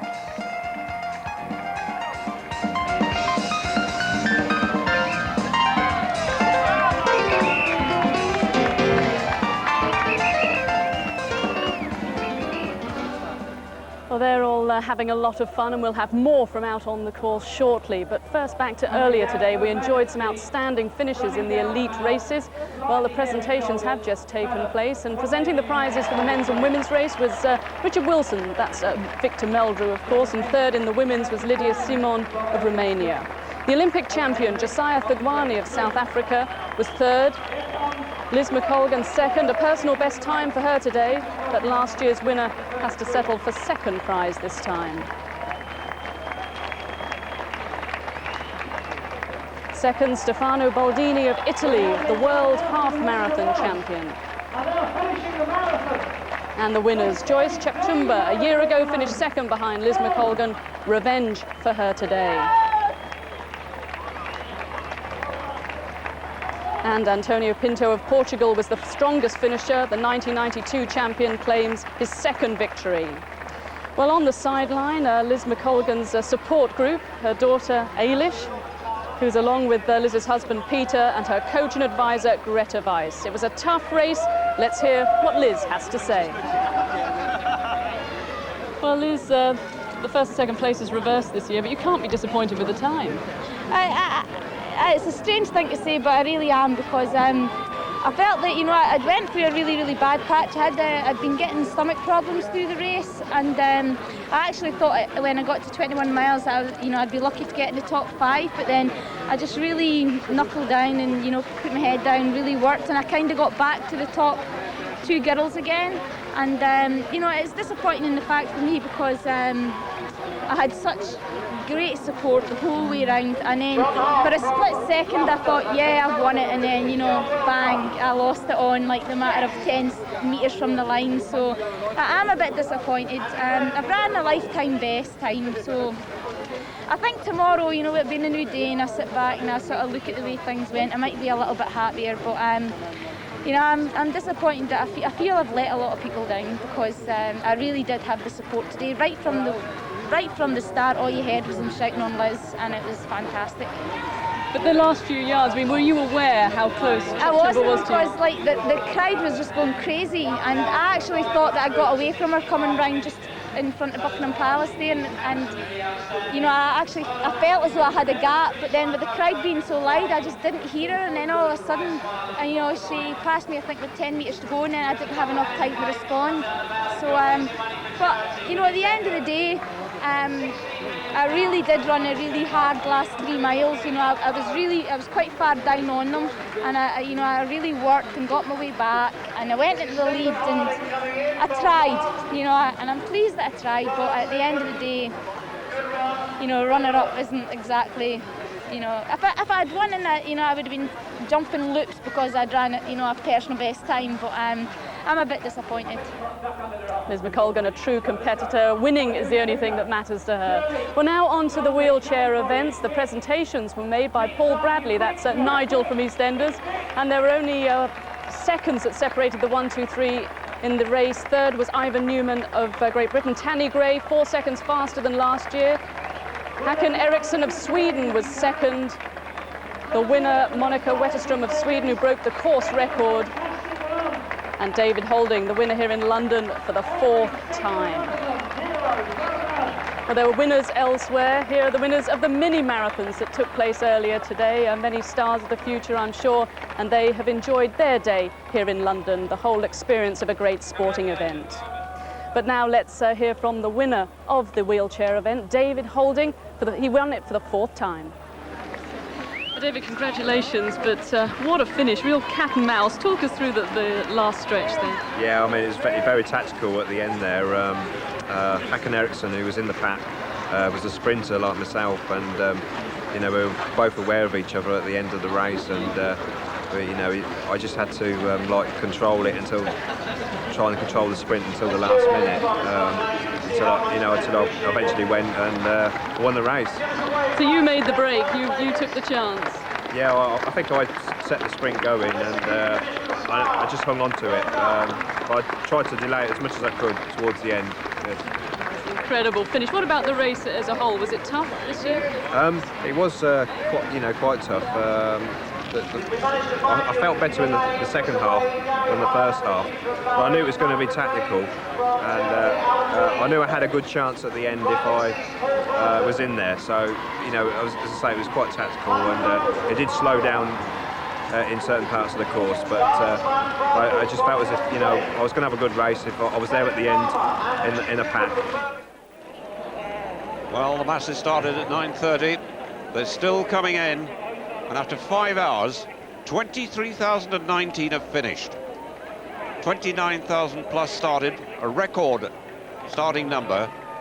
So around 6,000 still out on the course. So the party still goes on.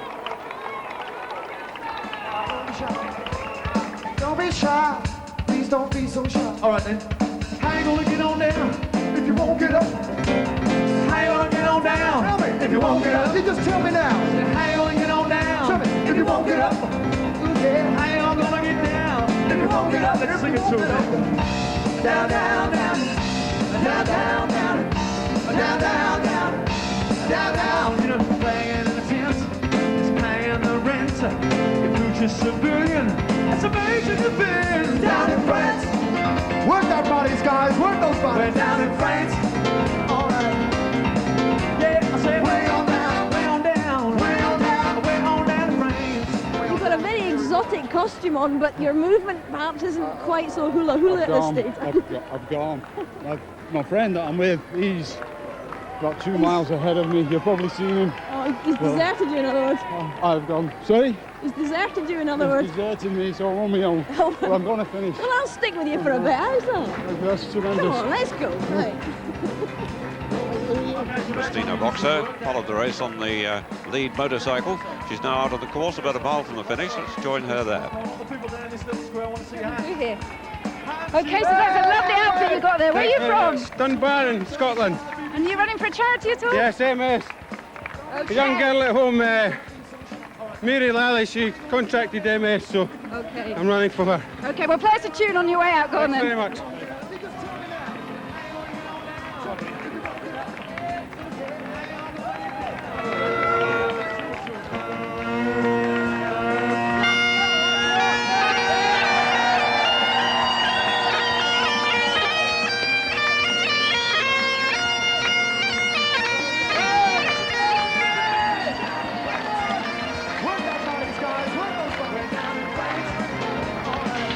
Anna DeVille, no less, and one of the 101 Dalmatians. Where's the rest of them? She's got all of them on there. Oh, I beg your pardon.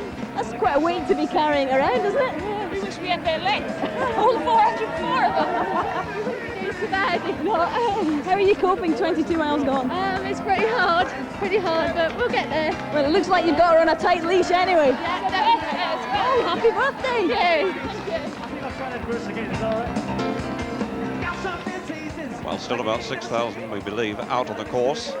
And incidentally, the men's race promised a great deal, the women's as well. In both events, the athletes delivered. 8 of the first 10 men set personal best times, and 6 of the first 10 women also set personal bests. That was the standard. The course record broken in the men's event. Well, when you think about it, when Chris Brayshaw devised the London Marathon, he gave one of the aims for the London Marathon to improve the overall standard and status of British marathon running. And actually, when you think about it, he's done that in every sense. And if you look at the numbers of people who finished within 5 hours, and within 4 hours, and within 3.5 hours, that's fantastic. And then on top of what you just said, David, about the personal best in the first 10 for men and women, including both of those, the fastest Briton, Liz McColgan, had a personal best, and the fastest British man, Richard Nruga, had a personal best. Then you can't do any better than that, really, can you?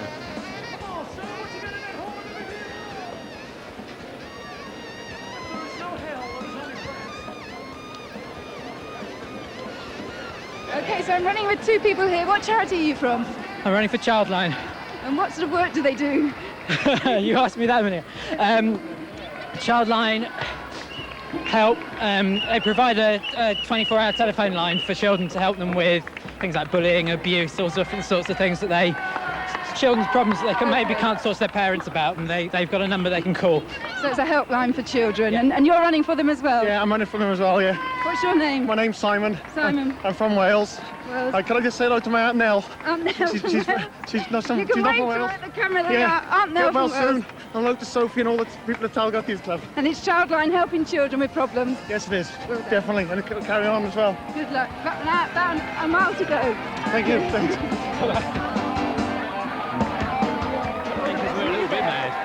Well, look at that lot. No wonder there are more Smiths than anyone else in the race. Jones is popular. All sorts of stats come out of this race. But the one thing we can't pin down is the actual amount raised for charity. I think Brendan mentioned earlier it was around £11 million, but we don't actually know the exact figure. But it's enormous.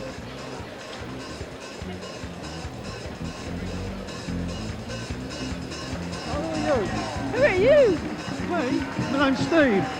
You are alias Wee Willie Winky. I am Wee Willie Winky, yeah. One of the dreams come true charity. Is it quite a comfortable outfit to be running in? Yeah, nice and cool, yeah. Nice and cool.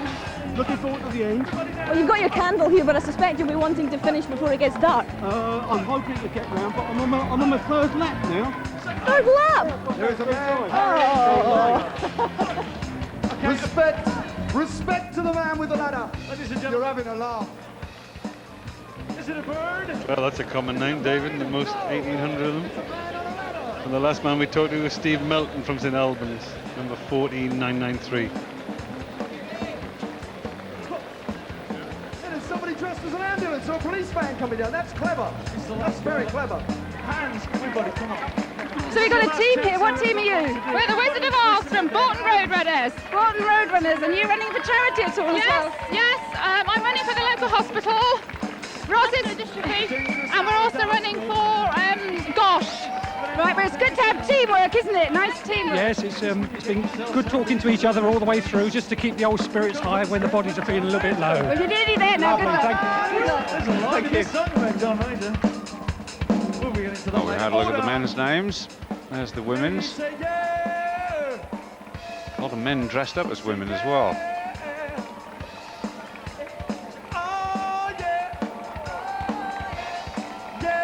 The Orinoco Womble coming up the home straight here, just about to pass the Rhinos. How are you, Orinoco? Very, very hot. I'm going to survive, I think. 3 or so miles to go. You must say you look very sprightly despite the costume. Oh, it's only because of the crowd. They're brilliant. They're carrying us along. Have they really helped you, have they? They have, but they're amazing. Well, I think you'll be very glad to go back to Wimbledon Common tonight after this. Bye-bye. That was Alan Fernandez. Comes from Wimbledon.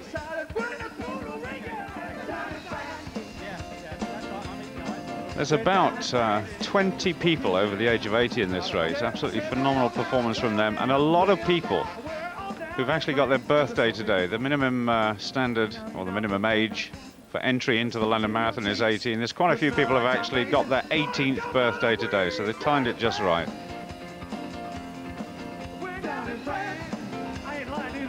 Well, I think we can take a look at the oldest men in the race. We've seen Jenny Wood-Allen earlier on this morning. We've got to call him Sir. Abraham Weintraub from the United States of America, 87 years old, now talking to Hazel. With me now is the oldest man in the race, Abraham, 87 years. 87, yeah, I did the New York Marathon too. I was third. How many marathons have you now run? 4. And when did you take up marathon running? 80 years, when I was 81. 81. Yeah, that's my job before. What was the inspiration for you to start at such a late age? My wife was in a wheelchair. I pushed her for 4 years in a wheelchair, 8 hours a day, 7 days a week. So for 4 years, I figured I wanted to take her on the marathon and push the wagon to Chile. The Chile's to the race. They wouldn't let me. So I joined the Road Runners Club, and I learned how to jog. And that's how I started. Well, we salute you because this is a wonderful achievement. Are you aiming for any time in particular? No, Doesn't matter, does it? You got all the time in the world, Abraham. All the best. Okay, Keep going. Oh, delighted. Thank you very much. Bye-bye. Down, down, down. Down, down, down. Down, down, down. Down, down. You know, playing in the tent, it's paying the rent. If you're just a billion, it's a major billion. Still they're streaming in.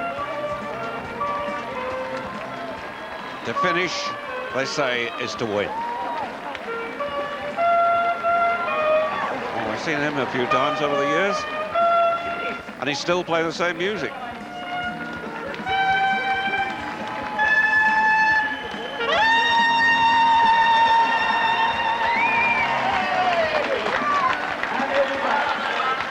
As we look at these running for charity, a word about the British leading men and women in the main race. Naroka was 5th, personal best, 2 hours 8 minutes 37. Paul Evans 8th, Eamon Martin 13th, Steve Brooks 15th, Dave Buzzer 17th, and Mark Flint 26th. In the women's race, Liz McColgan 2nd, Marion Sutton 20th, Danielle Sanderson 23rd, Tracy Swindle 25, Carolyn Hunter Rowe 26, Amanda Wright in 27th place. Meanwhile, a check on the number of finishers. Well, it's nearly 25,000 now. Over 29,000 started, Brandon, and the ratio of finishers to starters very, very high. Exceptionally high, and they're just within, I would think, about an hour of, or less than an hour, of a new all-time high number of finishers in the London Marathon. So that's congratulations to all concerned, even including these who are just walking around the top corner. Okay, so what are you running for? Oh, cancer research campaign. And where are you from? I'm from the Peak District. And dressed up as a beautiful flower. Yeah, starflower with a smoke, our new image for this year. And how much are you going to raise? Over £2,000. And you got some friends here who've run all the way with you? Oh, chap from Gosport and Cheltenham. Cheltenham, all the best. Keep going. You've got about a mile to go. Thanks very much. That's great. Thanks a lot. Appreciate your help. Superman. Lovely night. Definitely. You know, the great thing about carrying a ladder is that you can shin up beside people in public houses and get a drink. In fact, Superman, that's indeed how you can do it. Yes, can we just see what you've been entertaining the crowds with all the way around? Let's go for it. Ready? We salute you, Ladderman and Superman. Is this hitting the spot, Superman? This is my 158th marathon, and I'm raising money for the Enfield Catholic Church, and I'm raising money for sheltered housing, Camden Sheltered Housing. Well, this is the first pint of the afternoon, I presume. What does it taste like, Ladderman? That is the Guinness. That is the hard stuff. That's lovely. Well, cheers to everybody in the pubs who's watching this. Everyone, all the spectators and all the runners. Hey, so you've got a waiter here. Where are you from? From Bermondsey, South London. South London. You've done the London Marathon before? Yeah, it's been full fun. And how much water have you spilled today? Probably more than I've drunk. It's quite warm then in all that gear. Hot, yes, very. And have you run around with anybody else or on your own? On my own. On your own? Everyone bottled out, so... You're not serving drinks to the people at the side? Well, I've started off, but I've run out. OK, well, all the best. You're nearly there. Thanks a lot. There is a man carrying a... Well, last year, a popular addition to the London Marathon was the Football Challenge, and it's back again. It looks as though it'll be a permanent fixture. Most of the leading British league clubs represented, and the winner this year, David Ellis. We're speculating actually as to whether that is a relation of the chairman and chief executive of Aston Villa, Doug Ellis, but he won it in a very respectable time of 2 hours 37. Then Motherwell, Aston Villa, Middlesbrough, Norwich, Hibernian, Leeds United, a massive number of clubs represented. And tremendous running there by the winner, David Ellis. It is a good run, isn't it? 2 hours 37. I suspect it might be Doug's son, because he comes from Sutton Coldfield, and I know that Doug lives there. And just while we're looking at that, we've just got a little bit of news for you, David. We just got news that your son-in-law, Juan Tello, has finished in 4 hours and 6 minutes. He's fine, and he's happy about the money he's raised for the Ron Pickering Memorial Fund. So your latest effort as a coach, are you happy with that? Yes, I'm very happy indeed, actually. I can't believe it, really, because I was meeting him 2 years ago, but it's a different story now.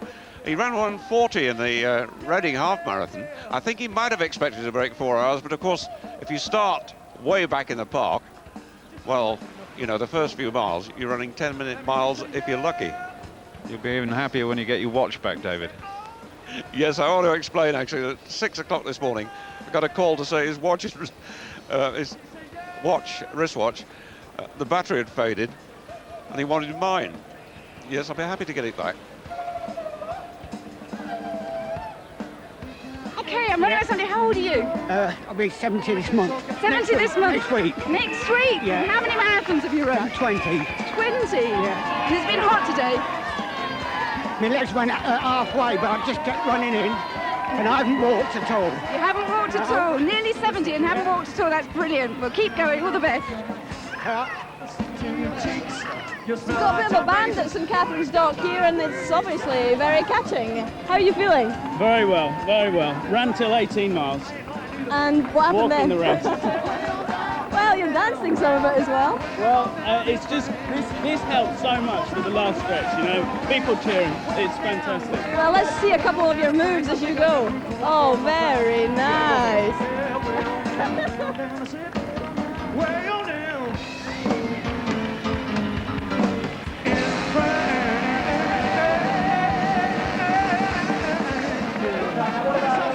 Well, some exhausted people at the end, some taking, all of them really, taking a well-deserved rest. But spare a thought for one man who's still out on the course, Dale Lyons. As we see the Essex Police finishing here, Dale has already completed. We think he's finished his second marathon of the day already.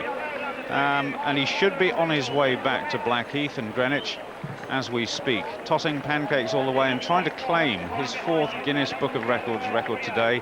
Already finished 2 marathons. He started at 3 o'clock this morning and has estimated that he's going to finish somewhere around about 3 o'clock. Sorry, not 3 o'clock tomorrow morning, but about 9 o'clock tonight. 4:07.85. Colin Bentley from Willenhall from Sneyd Striders. Some way out on his predicted finishing time of 4.5 hours.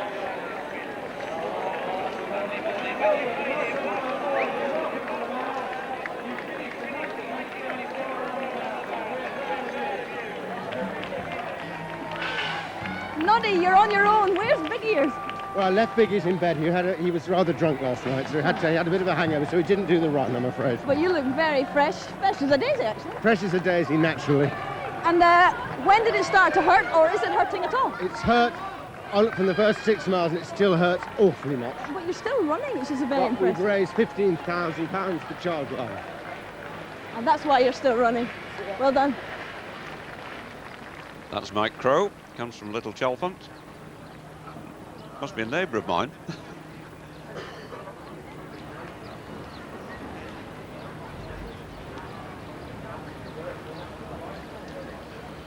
William Greenhalgh from Wigan, who's 72. Just go through the shot.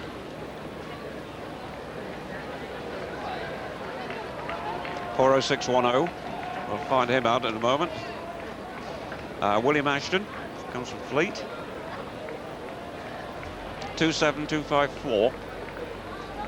He's gone out of shot. It's Mr. Claxton. 2544. Mr. Genko, or Genko from Italy. It's 61. Tortuous journey, but you need a lot of courage to take that on, Brendan. Well, one has to be completely in admiration for an effort like that. Now they're beginning to thin out. They've over 25,000 finishes already, and you can see 45 minutes from now we'll definitely have a record number of finishes in the London Marathon. So the marathon's back and booming and everything's going well. It's gone extremely well today. The organisers couldn't, I would imagine, will be absolutely delighted with the way the whole thing's gone. The organisation's been good, the racing's been good, the shepherding at the start and finish have been excellent. What a good day for the London Marathon. Well, the Peacock, Kevin Kelleher, comes from Poplar. Peacock Gymnasium coach. By the way, he's an actor. I mean that too. Okay, so Dennis the Menace, have you been behaving yourself? Trying to be. I've lost an Asher though. And who are you running for? I'm running for the Lonely Cheshire Foundation and I'm running for the Children's Hospital South West. So 2 charities that you're running Two for. charities. How much do you think you've raised? I'm hoping to raise about £1,000. So naughty children can do good things. Dennis the Menace is all right. Most of the time. All the best, you're nearly there. Thank you. You may remember this gentleman from at the front of the marathon. You were speaking to Sue Barker. How are you? Yes, it seemed like about 3 weeks ago now. Well, I was about 23 when I started, and I'm 93 now, but it's been absolutely super, absolutely wonderful. You were saying that this is made of polystyrene, isn't it? It's made of foam. Foam, yeah. And has it managed to deflect the heat, maybe? No, it's not. I've not been hot at all. It's been really good, yeah. And I've got a nice breeze through here, and it's been really super. Thoroughly enjoyed it. What about all of the crowds? Aren't they magic? Aren't they wonderful?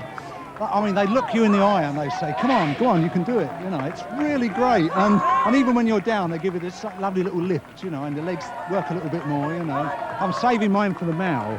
Okay. So I'm going to stroll the rest and then run down the mile. So, you know. Well, we'll look out for you in the mile because it's lovely to see you here. 22 miles gone, only 4 to go. It's done now. That's it. Finished. Hard part's over. Thank you very much. All the best. Lovely. Bye-bye. Thank you.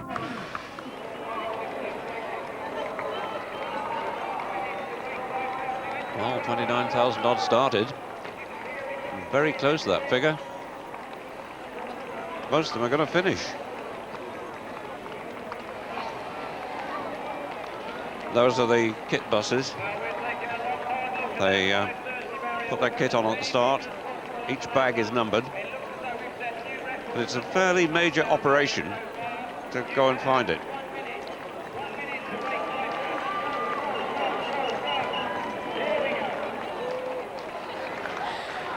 Can I ask you, who is under that? My name's Glenn Harper. Are you going to take this off or Yeah. not? Finally. Oh, I think so. Well done. Oh, What was it like out there? it was just a little bit hot. It must have been like running in a sauna, sure. Yeah, well, the temperature was quite kind to us, I think, so it worked out okay, and I'm glad to be finished. I bet you are. Good time. Right, Who are you running for? Age Concern. And what's this on your back? That's to yes. keep me going. Well Thanks done. very much. Bye-bye.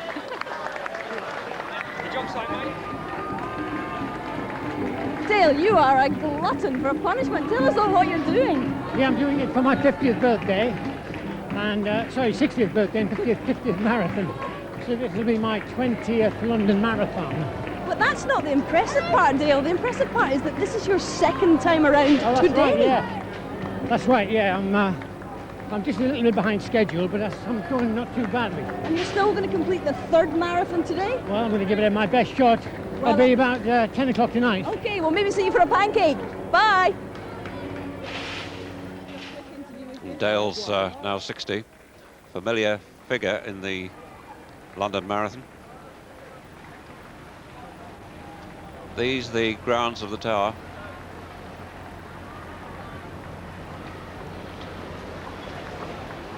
They've still got 3 miles to go.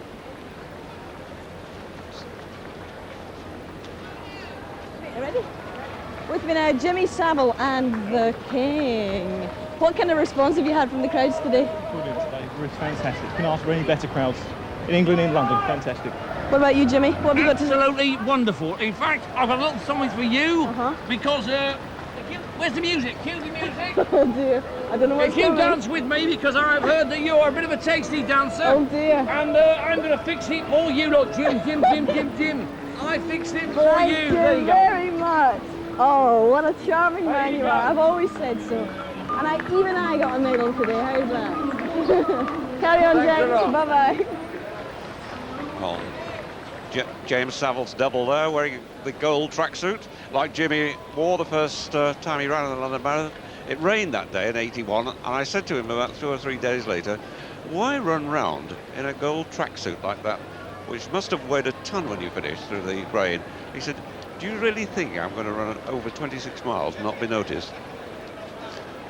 And he left yesterday to on the QE2. He's training in the Caribbean this year.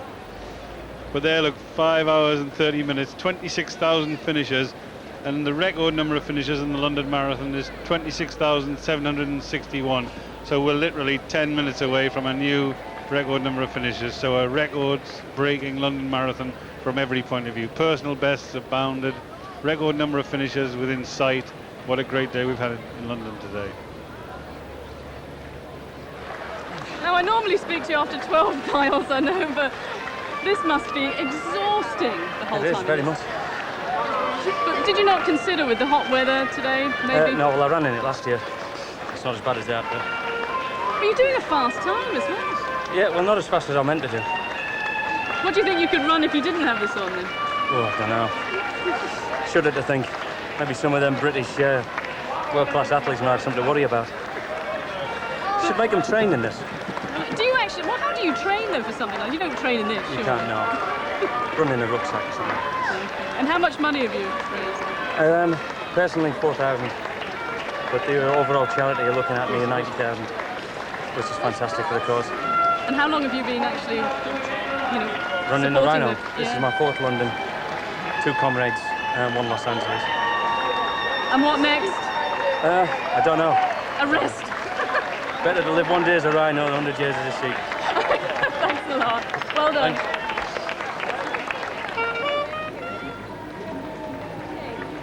Well, leopard skin very much to the fore. I've got a caveman and a leopard skin woman here. How are the outfits holding up? Very warm.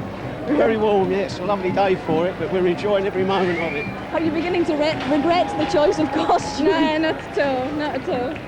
That one's got so many safety pins in it you wouldn't believe. It was in tatters when we started. I think the person that hired it before me must have ripped it to bits. Well, this must have been what it was like in cavemen times, all this running. The BBC. This is Paul. Okay, so you're running with this gentleman here. Yes, I'm Sid and he's Paul, and we're doing our 20th London Marathon between us.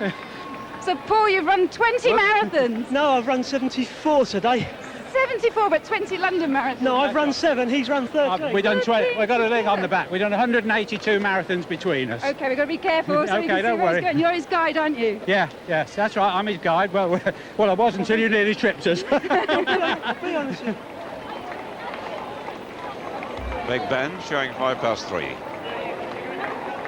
And the other Big Ben has nearly finished.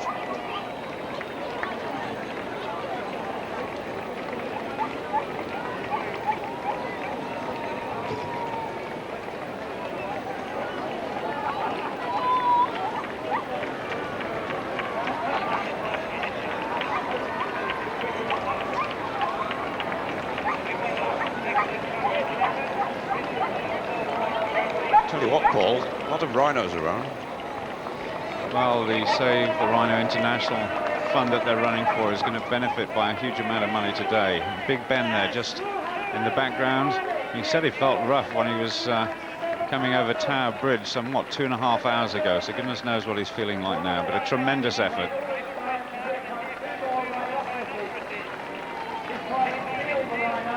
I'm not sure he's going to get that through the finishing gate, actually. He'll have to duck. Well done. 5:35.28. I think that's Paul Elam, comes from St Albans.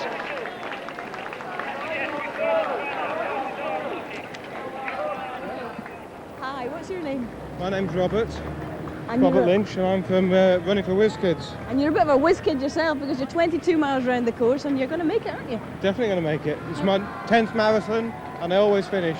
How much money do you think you'll make today?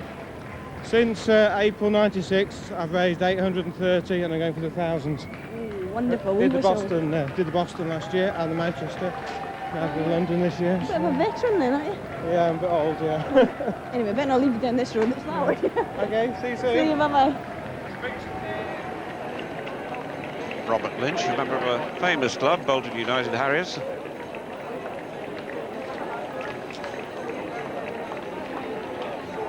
Well, they really are thinning out a little bit now, the finishers. They were coming in droves an hour ago. And at the peak, the organisation had to cope with about 140 finishes a minute, and that's incredible. And they worked on all the finish funnels together. The organisation is so slick there at the finish of the London Marathon. And the mile, well, we've had a glorious day here in London. We've had record times all the way along. We've had 2 exciting finishes, and the organisers, Alan Story, the course organiser, Dave Bedford, who actually put the fields together, and Chris Bracious, who inspired this thing. And when he did inspire the thing, he said, I wonder whether London could stage such a festival. We have the course, a magnificent course, but do we have the heart and hospitality to welcome the world? Well, today, as that question has certainly been answered, London has thrown out its heart and welcomed the world. What a great day overall. Names and addresses, please, sir. Who are you? My name's Paul Endell. I come from Stonegate in East Sussex. And the lady in the front is? Karen Baker from Upfield, East Sussex. And you're getting a wee push today, Karen. Has he been good for you? Well, oh, look at this. First all of the time. Has it been all plain sailing for you? Oh, very much. Very good pusher. Good. Yeah. And have you enjoyed it? Oh, it's been terrific. Really nice, lovely crowds. They bothered to stay out for us. And wonderful weather. Couldn't think of anything I'd rather do. Well, So- keep pushing because you're almost there. 4 miles to go. Yeah. Bye-bye. Bye-bye. The record number of finishers, 26,761. That was last year, and in a matter of moments, that figure is going to be beaten.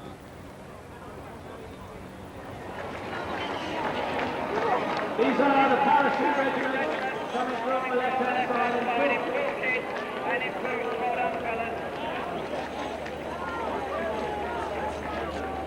Well, it's been very enjoyable to be here at the finish, seeing so many people coming through and enjoying that moment. Some still out on the course and thoroughly enjoying the occasion. I've been joined here at the finish by the International Race Director, someone who knows all about international competition, David Bedford. It is such a special occasion, like no other event. We've had a marvellous day. I mean, at the moment we're having the tail enders finish. We've had over 26,000 people through the finish line already. You know, these are the fun runners, the people raising masses of money for charity. Earlier in the day we had absolutely fantastic international races. We'll talk about those in a moment, but talk about some of these fun runners. I mean, we see these boys coming up behind us here. I mean, it's tough enough to run the marathon anyway, let alone like that. Some of the costumes they've been wearing, we've had rhinos through, a guy went through with Big Ben on just now, clowns going through. I mean, it must be so difficult. I mean, it's hard enough running a marathon, I think, in